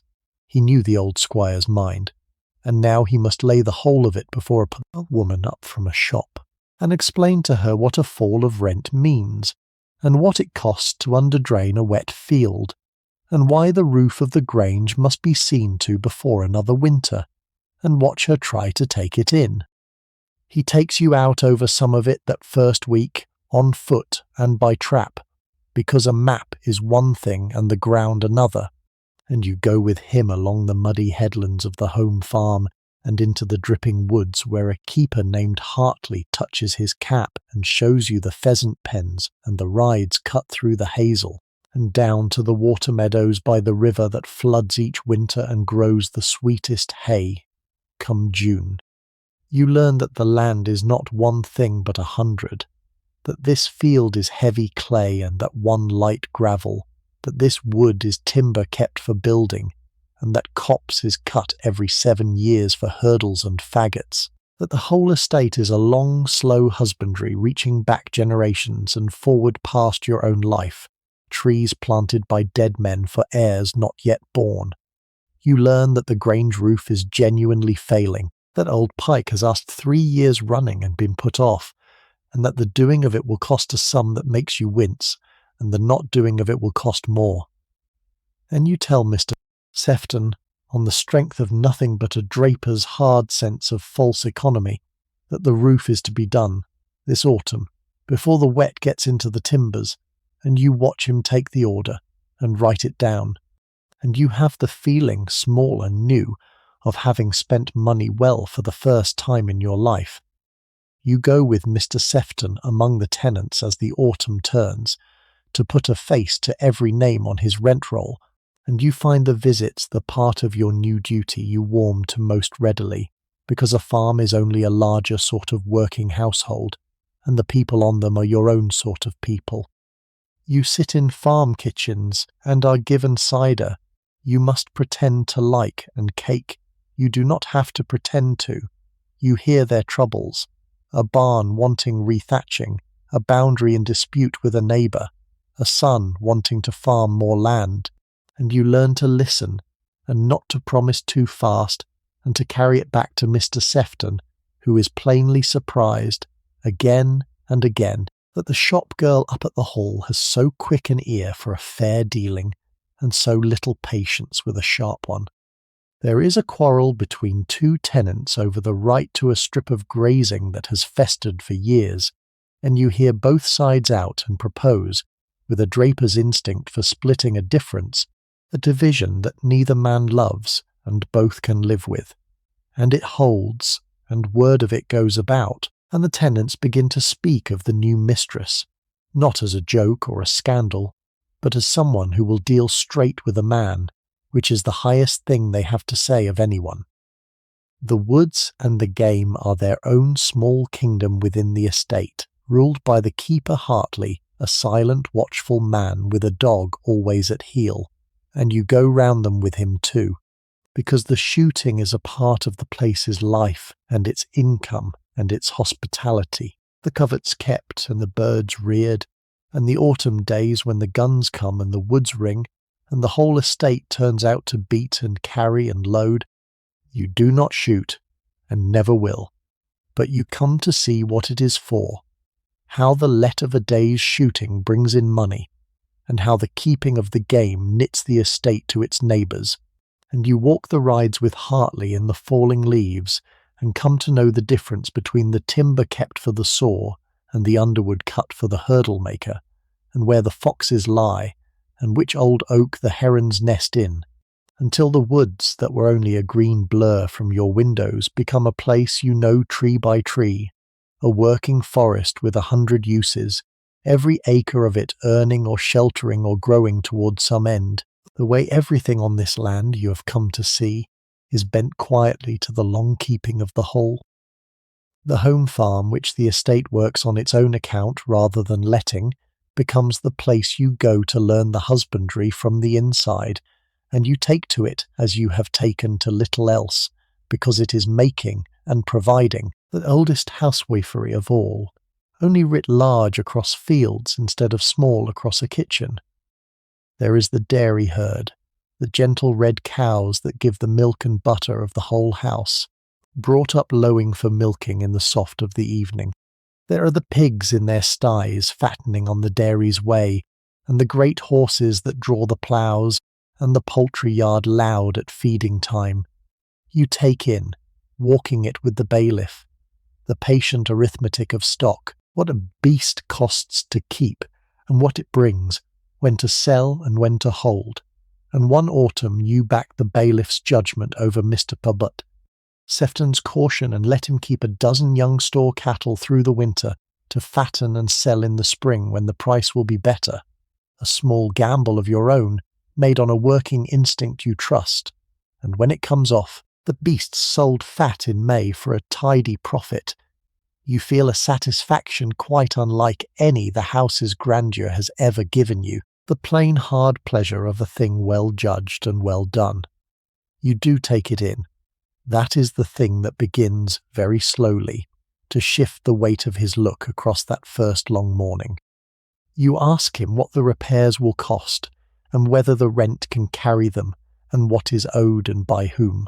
The questions of someone used to a narrow purse and a hard reckoning, and he answers and answers again, and somewhere in the second hour you catch him looking at you not as a problem to be managed, but as a person who might in time be talked to. You walk out with him afterward into the home farmyard, into the warm reek of beasts and straw, and the clatter of the dairy, and the men touch their caps to you, and you understand that all of this, the cattle and the carts and the labour and the muck, is the ground your new life is built on, and that you had better learn to stand on it. The village comes next, because a mistress of Wrenfield cannot stay for ever inside her own gates, and the first time you go down into it, you go in the carriage, in your mourning black, and you are looked at as you have never been looked at in your life. Wrenfield village is a single street of timbered and brick cottages, a green, a smithy, a shop that is also the post office, an inn, and the church, and the place has known for weeks that the old squire's heir has come, and the whole of it turns out, without seeming to see you pass. Women come to their doors with a child on the hip, then they straighten from their work and put a hand to the brim. At the shop, when you go in, the talk stops dead and the shopwoman drops you a curtsy and serves you with a flustered reverence that mortifies you, who stood the other side of a counter your whole life and know exactly what it is to bob and scrape to gentry and go home and laugh at them. Now you are the gentry. Now you are the one curtsied to, the one whose smallest civility is an event, the one whose custom is an honour, and the wrongness of it sits on you like a borrowed coat that does not fit across the shoulders. You come to know the village slowly, week by week, until its single street is as familiar as the back lanes of your childhood, only greener and far older. There is the smithy at the corner, where the blacksmith and his hammer can be heard half the day, and the great patient horses stand to be shod in a smell of hot iron and singed hoof. There is the inn, the Calverley Arms, that bears your family's name and arms over the door, and where you may never set foot but past, which you walk and feel the warmth and the low talk spill out. There is the little school the old squire's mother endowed, where you hear the children chanting their tables through the open window, and the well on the green, and the row of almshouses for the old, that the family has kept up for 200 years. And there is the churchyard, where beyond your own grand dead in their chancel, lie the village dead under their leaning mossy stones, the Pikes and the Hartleys and the Bellamys going back and back, the same handful of names cut again and again down the centuries, the people who have served this place and been buried in it while the Calverleys came and went above them. You stand among them sometimes and feel the long weave of it, gentry and village bound into one cloth by 300 years of living on the same ground, and you understand that you have been threaded into that weave now, whether the county likes it or no. The vicar, Mr. Aldous, becomes one of the steadier presences of your new life, a mild, scholarly man who has buried 2 generations of Calverleys and christened a third, and treats you from the first with a grave courtesy that has nothing in it of either the snob or the toady. It is through him and through his wife that you learn the part of being mistress that suits you best, which is the visiting of the sick and the old and the poor of the parish, a duty the county lays on a lady that to you is no duty at all, but the plainest neighbourliness, the thing your own mother did for her street with nothing to give but her hands. You sit by the bed of an old shepherd, dying slowly in his cottage, and hold his hard, cold hand, and listen to him talk of the lambing seasons of 50 years, and you bring broth and blankets and small comforts without the least sense of condescension, because you have been on the other side of that door, the side that waits and hopes the lady will be kind, and you know to the inch how much depends on her being so. On the Sunday you sit in the high box pew that has been the family's, since the church was built, alone in a space made for a dozen, under the marble tablets of your dead, and you say the old words with the village ranged below you, and you feel, week by week, the place settling around you, accepting you, the way a great old garment, worn at first, comes in time to fit the body that must wear it. The village shop and post office kept by a sharp, kindly widow is the true heart of the parish's news, and you come to understand that nothing happens for 3 miles round that is not known there within the hour. A birth, a death, a courting, a quarrel, a price got at market, all of it sifted and weighed across the counter among the bacon and the bootlaces. You are news yourself, of course, and always will be in some degree, but the quality of the talk about you shifts as the months go by, from the sharp, wandering note of a scandal to the easier tone in which a place discusses its own, and there comes a day you overhear, not meant to, a word said of you in the shop in passing, Our Lady up at the hall, that slipped in without thought, and it lands on you more sweetly than any compliment the county has ever paid you, because it means you have been claimed, taken in, made by the slow alchemy of a year into a fixture of the place rather than a visitor to it. And that, you find, is worth more than all the cards on all the salvers in the Shire. But it is the church that holds the thing you have most need to face, and you face it that first day, alone while the carriage waits. You go in through the lich gate and up the path between the leaning stones, into the cold of the old building, and there, in the chancel, walled and floored with the tablets and the effigies of 300 years of Calverleys, you find them.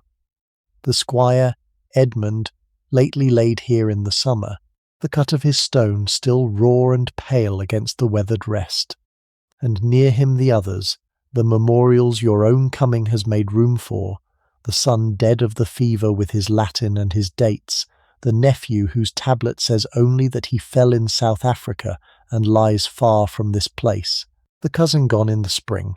You stand among your dead in the cold and the coloured light, and the strangeness of your whole situation gathers and stands beside you, because every one of these men, had he lived, would have kept the house from you, and not one of them ever knew you breathed. You owe them everything. You can give them nothing but this, that you stand here and read their names, and feel the weight of stepping into the gap their dying tore in the world, and you go back out to the carriage quieter than you came, and the village watches you go, and you carry the cold of that chancel home with you into the warm of the house that their deaths have given you. You go to the Grange a week or so later, the largest of the tenant farms, because Mr. Sefton holds that the new mistress should be known to the families who hold their land of her, and the Pikes have farmed there since before the old squire was born. They receive you in the kitchen, which is the heart of any farmhouse, a great low room with a flagged floor and a fire that never goes out, and hams hanging in the smoke of it and a long scrubbed table that has fed 4 generations. Mrs. Pike is all of a flutter to have you under her roof and presses on you tea and a seed cake she has plainly been baking against your coming since dawn, and you sit at the farm table in your morning silk, feeling more at home than you have felt anywhere since you came, because this, the kitchen, the kettle, the press of hospitality from people who have not much and offer it anyway, this you understand to the marrow. You stay longer than a call requires, and no one minds, and over the seed cake the talk runs on into the working life of the place, and you find you can follow every word of it where the drawing-room talk of the county still half escapes you. They tell you of the lambing to come, and the hay still to be got, and the price of store cattle at the last fair, and the new reaper that did the corn in half the time, and the children, scrubbed for your visit and bursting, are let in at last to bob and stare at the lady from the hall. There is a baby passed from lap to lap, and a boy who has caught a jackdaw and tamed it, and a daughter just gone into service at a farm over the hill, home for the day and proud of her first place, and you talk to her a moment about what it is to leave home and learn a strange house, and something passes between you that neither of you could name, because you of all people in the county know exactly what that young maid is feeling. When you rise to go, the family comes out to the gate to see you off, and Miss Pike presses a pat of her own butter, and a dozen eggs on you as though you were the one in want of feeding, and you take them, because you have learned by now that to refuse a poor table's gift is the unkindest thing a rich guest can do.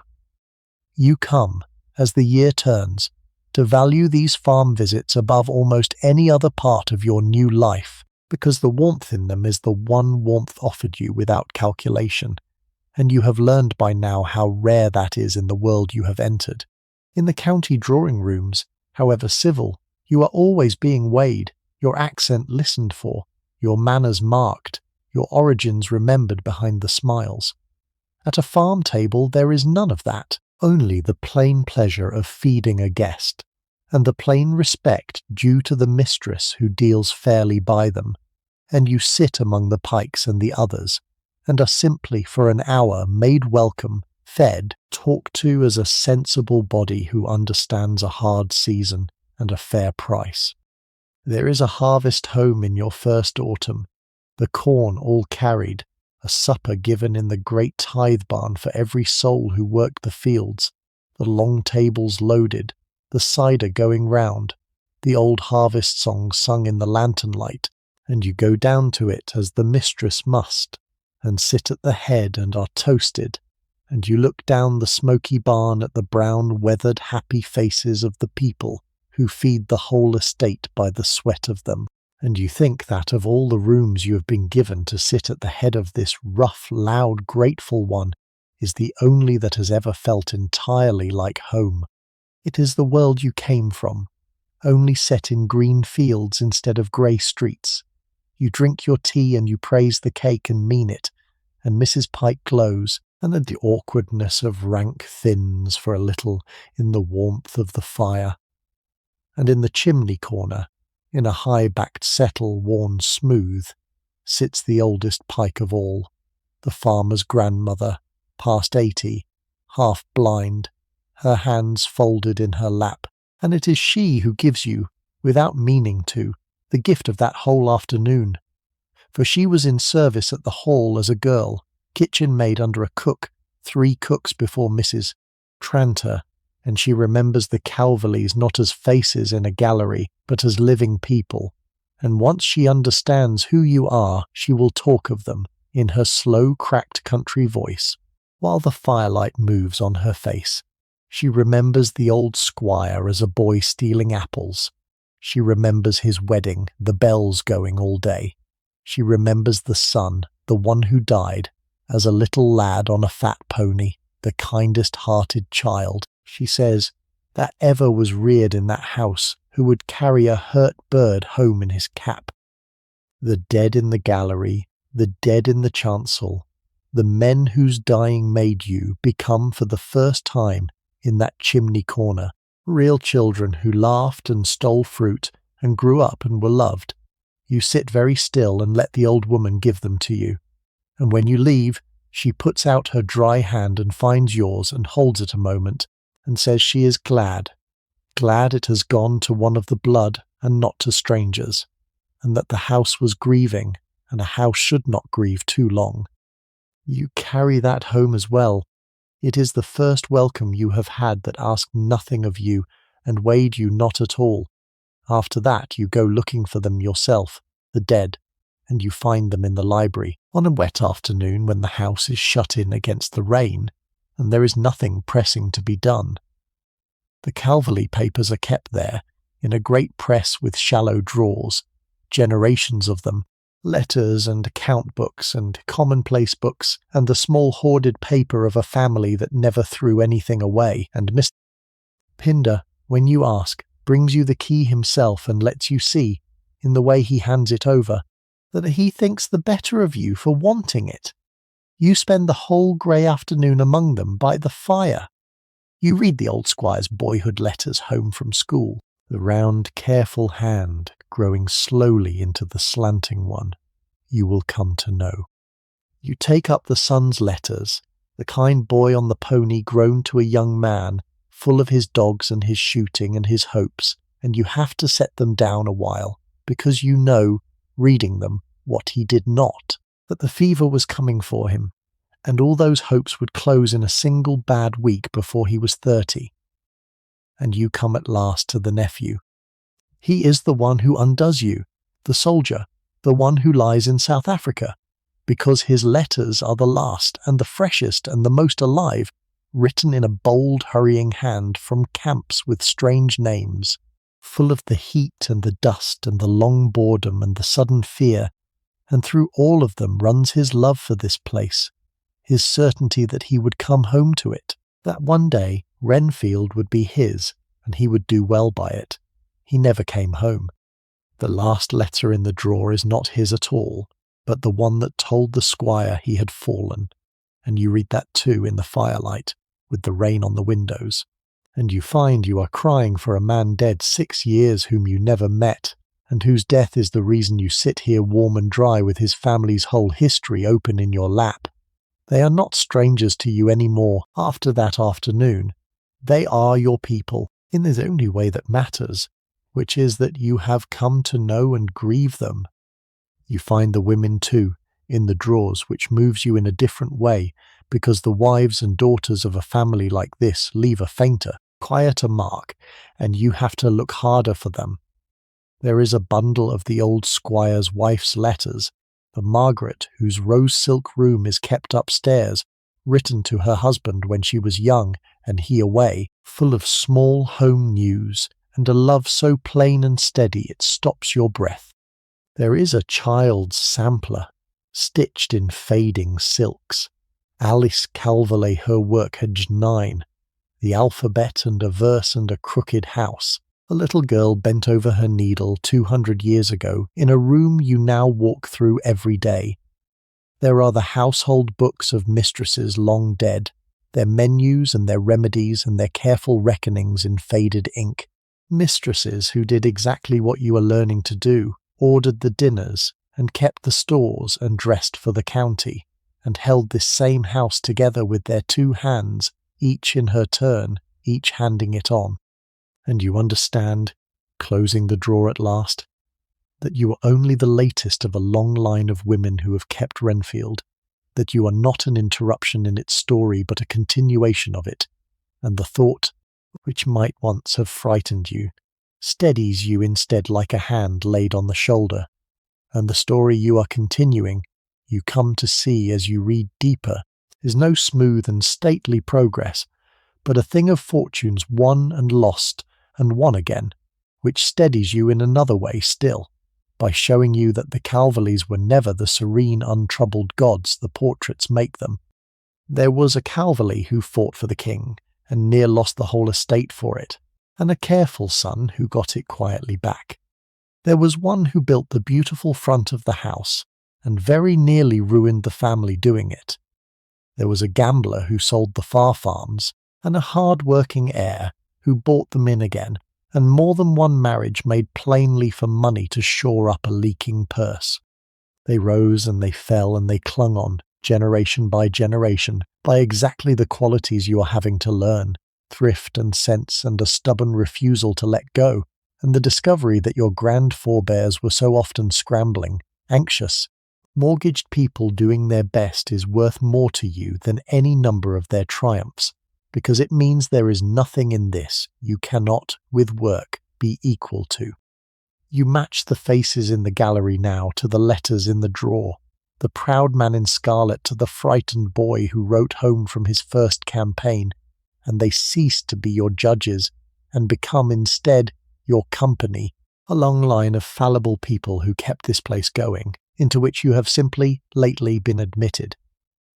There is one letter you go back to more than the rest, and read again on the quiet evenings, until you have it nearly by heart. It is the last the soldier nephew wrote home, the one before the one that told of his death, written from a camp on the veldt in his bold, hurrying hand, full of the heat and the flies and the longing for an English autumn, and at the end of it, almost shyly, a few lines about what he means to do with the place when it comes to him, the woods he will replant, the cottages he will mend, the kind of master he hopes to be. He never had the chance. The chance came by the long blind workings of death and law, to you instead, a stranger he never knew, and reading his hopes for Renfield in the firelight, you feel something settle in you that is almost a charge laid on, very nearly a promise asked, as though the dead young man were handing you across the years the care he was not let keep. You find yourself, after doing some of the things he meant to do, replanting a wood, seeing to the cottages, not because he wrote them, but because they were right and wanted doing, and yet you cannot quite shake the feeling, pleasing rather than sad, that you are finishing for him a work he set down half begun, and that he would not, on the whole, have minded who finished it, so long as it was done with love. And something settles in you among those papers, a sense that you are not, after all, an impostor squatting in a dead family's house, but the one left to remember them, the keeper of their long story, the next hand in a line of hands. It is the truest thing you have felt since you came, and it steadies you for what is coming, which is the county, and the calls, and the cool appraising eyes of your new equals, and that is exactly where we are going next. For the county has begun to call. As soon as the first half-morning is decently past, the cards begin to come, left on a salver in the hall, by ladies who drive over in their carriages to look at the new mistress of Renfield, and you must learn fast and from cold the whole elaborate dance of the morning call, which has rules as fixed and as merciless as any liturgy. Mrs. Renshaw and Dunn between them drill you in it, half despairing. A lady leaves her card. You must return the call within so many days, no sooner and no later. There is a right way for the cards to be presented, and a wrong, a meaning in a corner turned down, a whole silent language of pasteboard you never knew existed. When a caller is shown in, there is a right number of minutes she may stay, a right range of things that may be spoken of, the weather, the roads, the harvest, never anything that matters, and a moment, sensed rather than signalled, at which she rises to go. You, who could sell a yard of ribbon to the most difficult customer in Birmingham, sit in your own drawing-room with your hands cold in your lap, terrified of a teacup. Some of them are kind. The vicar's wife, Mrs. Aldous, is kind, a comfortable, sensible woman who seems to find nothing strange in you at all, and talks to you like a human creature, and you could have wept with gratitude for her. But some of them have come for sport, and the worst of these is a Lady Brelly, the wife of a baronet from the far side of the county, who arrives in grey silk with a lorgnette and a smile like the edge of a knife, and who has heard, of course she has heard, everyone has heard, exactly where you come from, and means to have the pleasure of making you feel it. She is never once rude. That is the art of it. And you, who have been on the receiving end of gentry manners across a counter all your life, read every stroke. She admires your drawing-room as though surprised to find it bearable. She asks, so sweetly, whether you do not find the management of a house of this size a very great deal after, and lets the after hang in the air unfinished, delicately, so that you may fill in for yourself the gulf between what you were and what you are pretending to be. She speaks of people you cannot know and places you have never been, and watches over the rim of her cup to see you flounder. You do not flounder. You will think about it a great deal afterward, lying awake, how you did not. Something your whole hard life had taught you came to your aid, the shop-trained skill of staying perfectly pleasant under provocation, of never letting the customer see the dislike, and you meet Lady Brelly's sweetness with a level sweetness of your own, and answer what can be answered and turn aside what cannot, and give her not 1 inch of the satisfaction she has driven over to collect.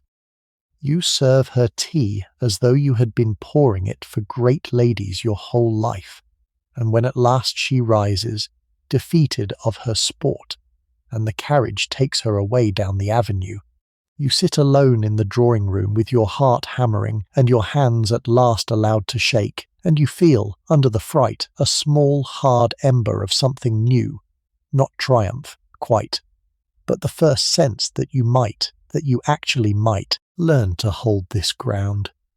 There are gentler callers in the weeks that follow, and you learn to tell them apart now, the kind from the curious from the cruel.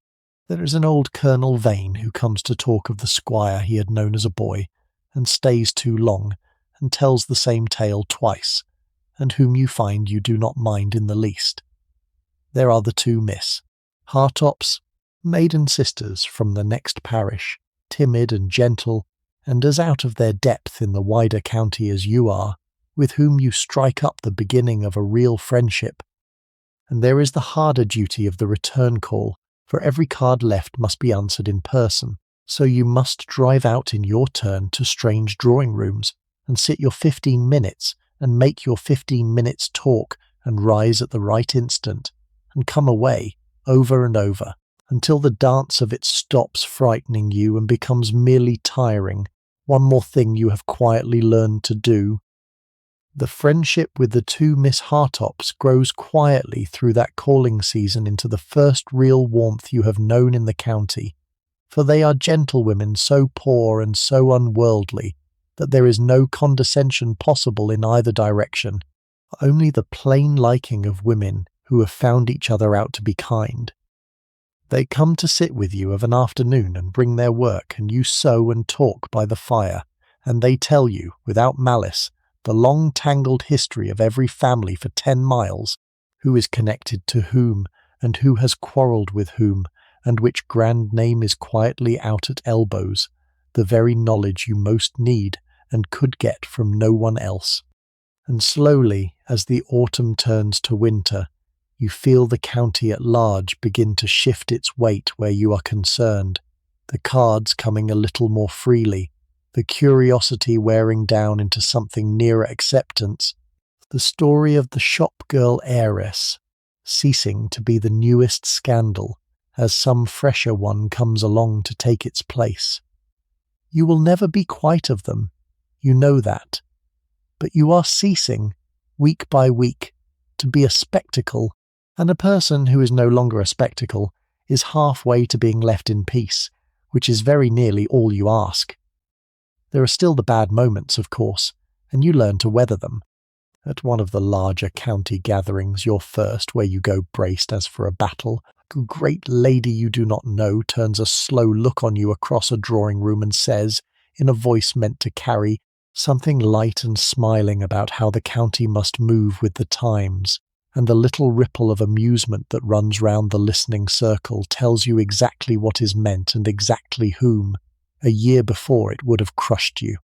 But you have served your time now under Lady Braley's lorgnette, and worse, and you have learned that the only answer to such a stroke is to refuse to feel it, to meet the smiling eyes with a pleasant, unbothered look of your own, and a civil word about the weather, giving the watchers nothing to feed on.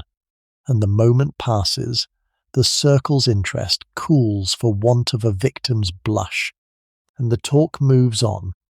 You go home tired to the bone from the effort of it, the long performance of unconcern, but you go home unbeaten, and you understand that this, not triumph, not acceptance, but simply the refusal to be made small, is the ground you will have to hold for the rest of your life among these people, and that you are, at last, strong enough to hold it, and the holding of it, the morning you stop being led through your own house and start to lead, is exactly where we are going next. The morning it changes is an ordinary one, in the dull middle of November, and it begins with a small injustice over a broken dish. By now the shape of your mornings has settled into a routine, and the heart of it is the conference. Each day after breakfast, Mrs. Renshaw comes to you in the morning room with her keys and her lists, and the two of you go over the running of the house, the menus and the stores, and the small endless decisions. A great household throws up, and for weeks this conference has been a thing done to you rather than with you. Mrs. Renshaw proposes, and you assent. She tells you what is to be done, and you say yes, because you do not yet know enough to say anything else, and you have felt, every morning, the quiet humiliation of being mistress in name over a woman who is mistress in fact.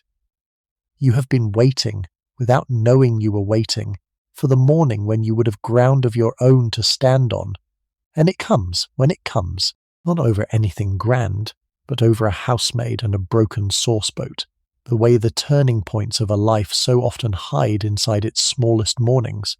A piece of the second-best dinner service, a sauceboat, has been found smashed in the scullery passage, and by the time the matter reaches you at the morning conference with Mrs. Renshaw, it has been decided below stairs that the blame lies with Annie, the young under-housemaid from the black country streets, who was carrying the tray and who says, white and shaking, that it was cracked already and came apart in her hands. Mrs. Renshaw is for letting her go. A girl who breaks things is a dear servant at any wage, she says, and there are a dozen more honest country girls who would take the place tomorrow, and it would be an example to the rest. And she lays it before you not as a question, but as a settled thing, awaiting only your nod, the way everything in this house has been laid before you for weeks, expecting the nod because you have given nothing else. And you look at Annie standing there by the door with her red-chapped hands twisted in her apron, waiting to be turned out into the winter for a thing she very likely did not do, and you feel the whole long memory of your own life rise up in you. You know that girl. You have been her, blamed because you were the lowest in the room and the easiest to blame, with no one above you who would trouble to ask whether it was fair. And something that has been bent low in you since the day you arrived stands quietly up. You hear yourself say, in a voice that does not shake, that the sauce boat was cracked, that you have seen the old service yourself, and half of it is crazed through, and that Annie will keep her place. Not unkindly, you do not raise your voice to Mrs. Renshaw, who has forgotten more about this house than you will ever learn, but you do not give the nod. You give, for the first time, an order of your own against the advice of the woman who has been leading you, and you let it stand in the air of the room until it has settled. There is a silence after it. Mrs. Renshaw's round closed face takes it in, and you brace for the cool retreat, the offence. But it does not come. What comes instead, after a long moment, is the smallest possible inclination of her head. Very well, madam, and you understand that something has been weighed and decided, not in your favour exactly, but in your direction, that by standing your ground you have become, in her eyes, very slightly more the mistress, and slightly less the foundling she has been carrying. And across the room, by the sideboard, Mr. Pinder, who has stood through the whole of it with his eyes on the middle distance as a good butler does, turns and looks at you just once directly and inclines his head a hair's breadth. The same correct bow he gave you on the steps your first evening, and for the first time there is something behind it. Approval. The old man has served this family 40 years and watched you flounder for 2 months, and in the matter of a housemaid and a broken dish, he has seen you do the one thing none of his teaching could give you, which is to find your own mind and speak it. From that morning the house begins, by degrees too slow to see day to day, to be yours. Annie keeps her place, and never knows quite why, and you never tell her. The change in the house after that morning is too gradual to see from one day to the next, but you feel it gathering all the same, like the turn of a season. Mrs. Renshaw still runs the place, and always will, but the conference is a different matter now, a talking over between two women rather than a handing down, and now and then she asks what you think before she tells you what she means to do, which is the nearest thing to deference her nature will ever yield. The footmen seem to stand a little straighter when you come into a room, and even Dunn's daily scorn loses by degrees its power to wound, because you have stopped measuring yourself by her opinion of you. You let her lace you and dress your hair and purse her thin mouth, and where once it shrank you, it now simply slides off, because you understand, in a way you did not in your first weeks, that you are the mistress of this house, not by the accident of blood that brought you here, but by the daily work of having learned to be, and no lady's maid's cold face can take from you what you have earned with your own 2 hands. And once you have found your own voice, you begin, quietly, to use it, to shape the household by degrees to your own mind, rather than only keeping it as the dead squire left it. Small things, at first, the kind a careful woman notices. You see that the youngest servants are worked past what is fair and arrange without fuss, that the heaviest of the early labour be better shared.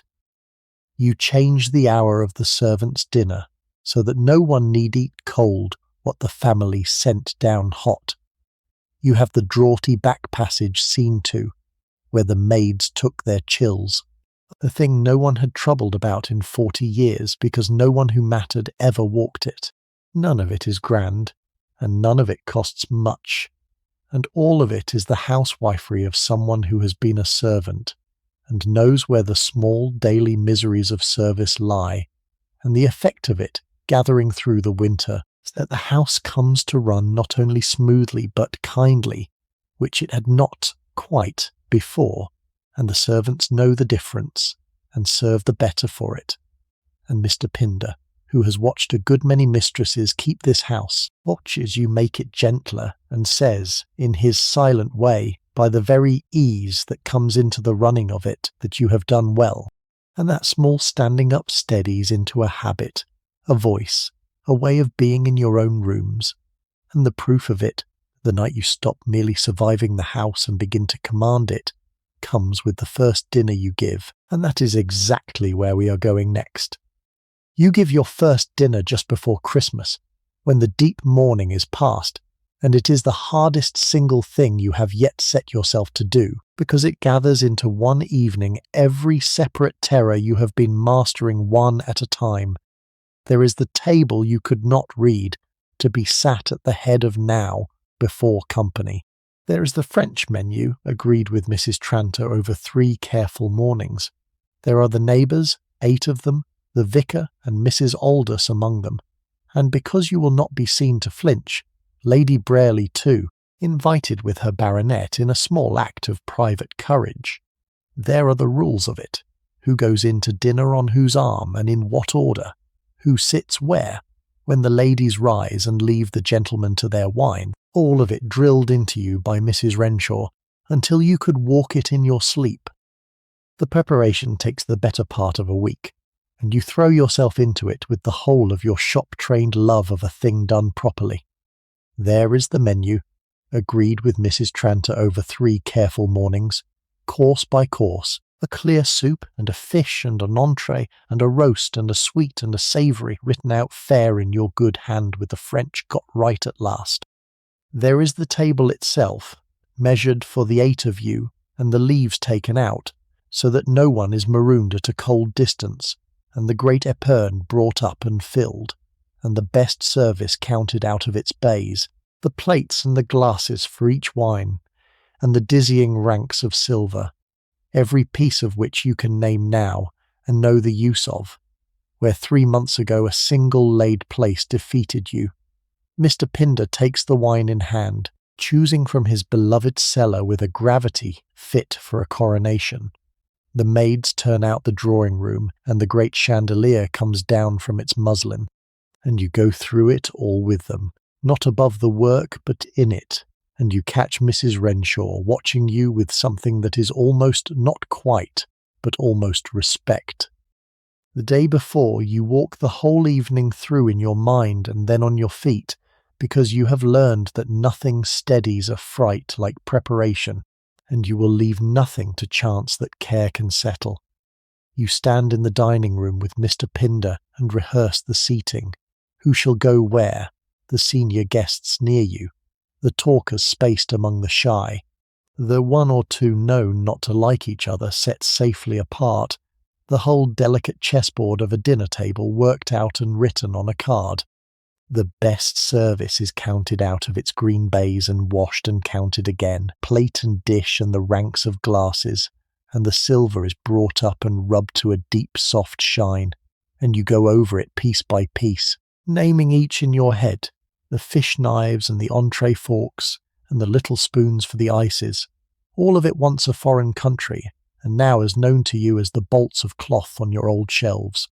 By the time you go up to dress on the evening itself, there is nothing left undone that you could do, and the calm that comes of that, the calm of the workwoman who has made ready, carries you down the great stair to meet your first guests, with your head high and your hands for once quite still, and there is the house itself, brought up out of its Holland covers and its winter dimness, and made to blaze for one night, the drawing-room fires lit since noon, the great chandelier unbagged, and every candle in it burning, the long dining table laid the length of the room with the Calverley silver and glass. You have learned the name and use of one piece at a time. You stand at the head of your own table that night in black silk that no longer feels like a costume, with the candlelight going down the length of it, and the faces of your guests warm in the glow. and the footman moving behind the chairs in the soundless way you once watched in terror, and now hardly notice, and you carry it. That is the simple, astonishing fact of the evening. You carry it. You guide the talk, and you watch the courses come and go in their order, and you catch Mr. Porquet. Pinder's eye when a thing is wanted, and see it answered, and the great machine of the house that you have spent 2 months learning turns now under your hand, for you smoothly, as it once turned for the dead squire. Even Lady Brarely can find no purchase, because there is nothing now to take hold of, no flounder, no fright, only a composed young woman at the head of her table doing the thing well. The evening moves through its long-ordered courses the way a piece of music moves, and you have learned the score. The guests arrive and are received in the drawing-room, the men in black and white, the women in the soft colours you are not yet allowed, the talk light, and a little stiff at first. Then Mr. Pinder appears in the doorway and announces that dinner is served, and the small procession forms by rank as you have been drilled, each gentleman with his lady on his arm, and you go in on the arm of the most senior of them, into the candlelit dining room where the silver and glass throw back the light the length of the table. The courses come and go, carried in and removed in the soundless choreography of the footman, the wines changed with each, the talk warming as the evening loosens. You guide it from your end, drawing out the shy, turning aside the awkward, the very art you practiced across a counter for 13 years, bent now to a different use. And when the suite is done, you catch the eyes of the other ladies and rise, and lead them out to the drawing-room and the coffee, leaving the gentlemen to their wine and their politics, and one of the Miss Hartops plays a little, and the candles burn down, and the gentlemen rejoin you, and at the proper hour the carriages are called, and the whole evening folds itself up and goes off down the avenue into the dark, leaving you standing in your own hall with the night a success behind you and the blood singing in your ears. The morning after tells you, more plainly than the evening itself, that something has shifted for good. Mr. Pinder, bringing your letters, allows himself to remark that the dinner was very well done. Madam, very well done indeed, which from him is something near a fanfare, and you understand that you have passed, in the eyes of the one man whose judgment of these things is absolute, the examination you did not dare to name. There is a note from Mrs. Aldous, warm and a little teasing, saying the whole county will be talking of your table for a month, and in the weeks that follow you feel the change work outward, the invitations coming now in earnest, the manner of the grander callers altered by a degree you can just measure, even Lady Brarely, when next your paths cross, obliged to a civility she plainly does not enjoy, because a woman who can set so faultless a dinner before the county cannot any longer be safely sneered at as a shop-girl playing at being a lady. You have not beaten them, you would not know how, and would not care to, but you have made yourself a fact they must reckon with, a fixed point, the mistress of Renfield, and that, you find, is worth more than being liked. And late in the evening, when the ladies have withdrawn and the talk has gone easy and warm, you catch sight of yourself for an instant in the great pier-glass between the windows, a lady in candlelight in a beautiful room, perfectly at home, and you do not know her, and then you do. She is you. The counter and the rain and the narrow room at Mrs. Sankey's are all still there inside her. They always will be. But she is you, and this is your house, and the evening is yours, and it is good. Then the winter closes down over Renfield in earnest, and the house draws in, and it is in the long shut-in weeks after Christmas that you first feel, all the way through, that you belong here. The park goes white. You wake one morning to a changed light on the ceiling, and draw the curtain, and find the whole world gone under snow, the avenue a single unbroken sweep of it, the great beeches furred along every branch, the deer moving slow and dark across the whiteness toward the hay the men have put out for them under the trees. Inside, The rhythm of the house slows to match the shortened days. The fires are banked high and never let out. The lamps are lit by 4 in the afternoon. The labour of the place turns inward to mending and accounts, and the long careful overhaul of all the linen and silver that a great household does in the dead of the year. And you learn that part of it too, sitting with Mrs. Renshaw over the linen press, going through sheets that are older than your grandmother, marking what must be turned and darned, and what has come at last to its end. Christmas falls in the middle of that drawing in, your first at Renfield, and it teaches you that a great house at midwinter is not shut against the world, but open to it in particular ways, by old custom that has nothing to do with you and everything to do with the place. The church is decked with holly and ivy cut from your own woods, and on the Sunday you sit in the high Calvary pew that is yours now under the memorials of your dead, and feel the whole village turn its head, kindly this time, to see the new mistress keep the feast. On the eve the carol singers come up the dark avenue with a lantern and sing under the windows in the frost, and you have them into the hall for hot elder wine and silver, the way the squires have always done, and their breath smokes and their faces are red, and the old words go up into the black beams. There are gifts to be got ready, joints of beef and blankets and coal carried down to the cottages and the almshouses, the great house feeding outward into the parish as it has every winter for 300 years, and you go with the cart yourself to 1 or 2 of the oldest, and sit a while by old Mrs. Pike's fire, and are glad past telling to be of some use at last, to people who have known want, because you have known it too. And there is the household's own feast, below the green door, the servants' supper on the night after the day itself, when the long deal table in the servants' hall is spread as it never is the rest of the year, and the upper servants unbend a very little, and there is even later the scrape of a fiddle and dancing in the stone-floored hall, and you and Mr. Pinder go down, as the master and mistress have always gone down, to drink the household's health, and then withdraw and leave them to their evening. You stand a moment in the doorway before you go up, watching Annie laughing with the boot boy, watching the grave Mr. Spur, Pinder unbent by a glass, and you think how strange and good it is to be on this side of that door now, the one who comes to wish them well, when a year ago you would have been one of the red-faced girls at the table. Then the deep midwinter settles in for its long stay. There are days the snow shuts the lanes and no one comes or goes, and the house turns wholly in upon itself, the fires roaring, the lamps lit by mid-afternoon, the work all indoor work, and you do not mind it in the least, that you have come to love the great hushed house most of all in these shut white days when it holds you and a few dozen souls safe and warm against the whole white silence of the country outside. The land does not sleep even now, you learn, though it looks it, for winter is the season of the slow heavy work that the growing months leave no room for.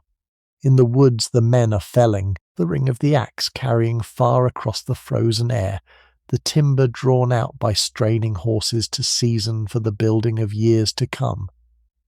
Along the bare fields the hedgers are at their patient craft, laying and binding the quickthorn to stock-proof walls, and in the great barn the rhythmic beat of the threshing goes on day after short day, separating the year's corn from its straw. You walk out among it when the weather lets you, muffled to the eyes, and the men touch their caps, and you stop to watch and to learn, and you carry home the smell of cold and wood smoke and turned earth, and the evenings, drawn in early, you have made your own, for you have taken to reading aloud, to yourself in the empty library, or sometimes greatly daring with the timid Miss Hartops when they are snowed in for a night and must stop, the 3 of you close to the fire with the lamp and a novel, and the snow ticking at the black glass, and it is as near to the kitchen at Mrs. Sankey's, that circle of women and warmth against the night, as anything in your grand new life has come, and you are happy in it. The shortest day comes and goes, the sun a low pale traveller barely clearing the hills before it sinks again, and you feel the year reach its deep hinge and begin, imperceptibly, to swing back toward the light.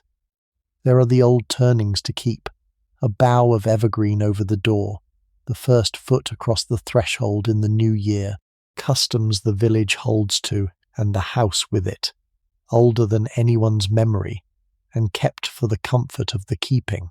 And on a still evening at the turn of the year, with the snow blue under a high cold moon, and the whole white country holding its breath, you stand at your bedroom window and look out over the silent park, your park, and you let yourself reckon up the half year since the letter came.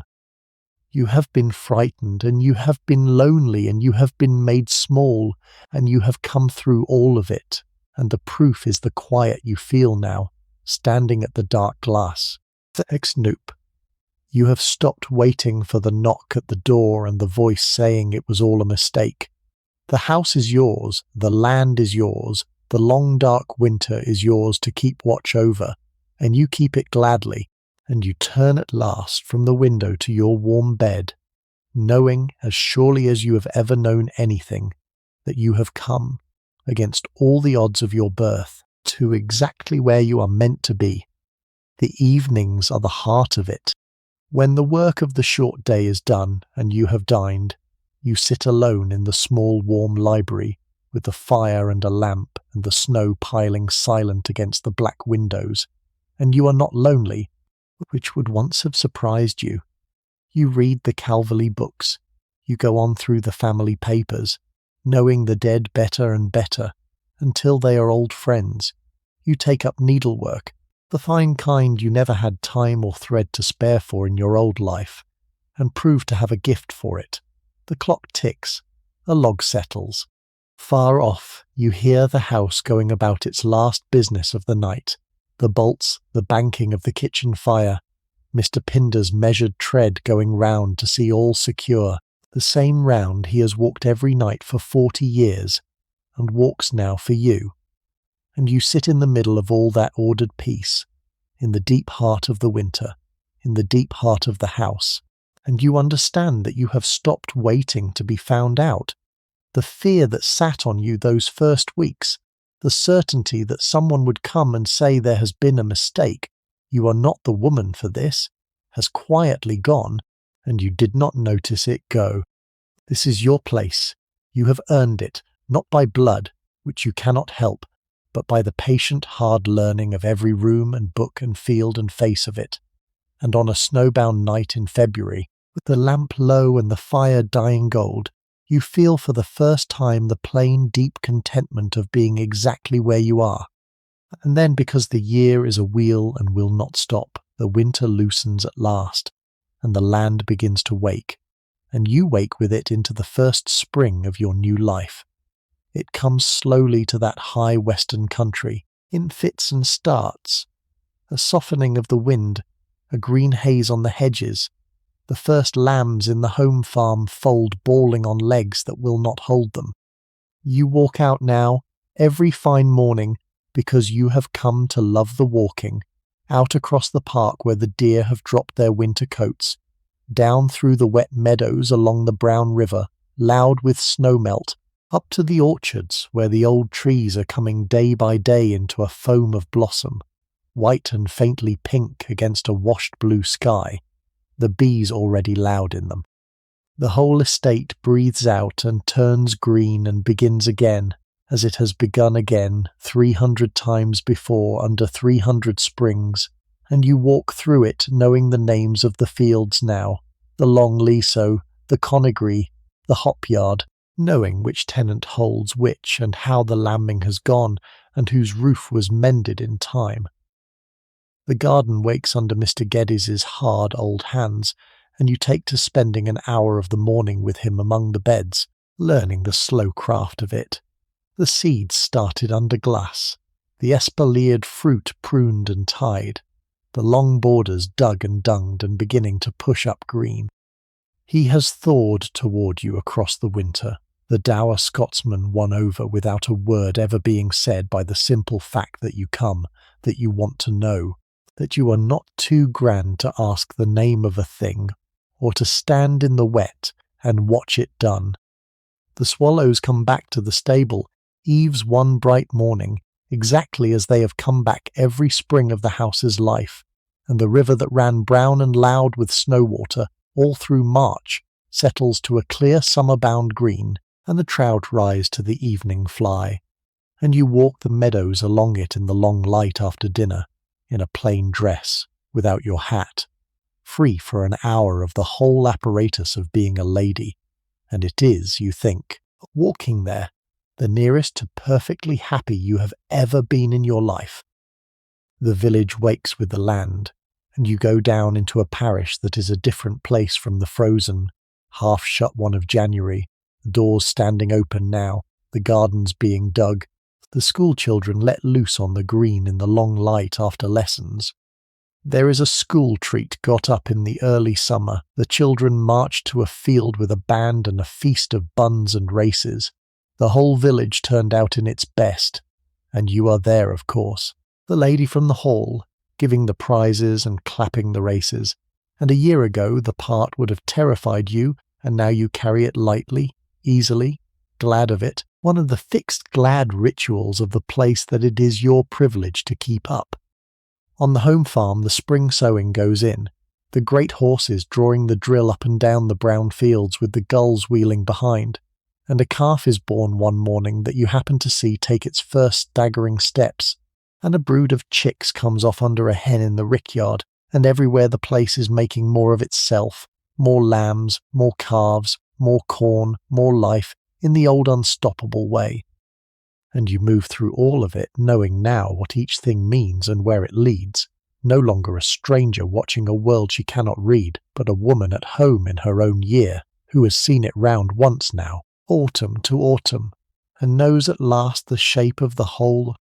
The orchards come to their full glory in the last of the spring, acre upon acre of old apple and pear and cherry breaking into blossom together, so that whole hillsides of your land turn white and pink and hum with bees from dawn to dusk, and the petals come down in the warm wind like a slow, soft snow that smells of honey. You walk out into it of an evening, down through the home paddock where the foals are at grass now beside their mothers, along the river that runs clear and easy between its banks of kingcup and flag, and the swallows hunt low over the water in the level gold light, and a fish rises here and there with a quiet ring, and the whole valley seems to lie back into the long mild evening, with a kind of contentment you feel answered in your own breast. You sit on a fallen willow by the water as the light goes, in no hurry to be back, your own mistress in your own meadow, and you think how a year ago this hour would have found you at the counter still, your feet aching on the boards, the gas just lit, the rain on the great window, and the distance between that woman and this one, sitting in the river light, is so vast that you can only marvel at it, and be glad, and let the spring evening close softly down around you. It is yours, this waking land, in the deed box and in the law, but it has become yours in the other way too, the way that matters more, which is that you know it, and tend it, and love it, and would grieve to leave it.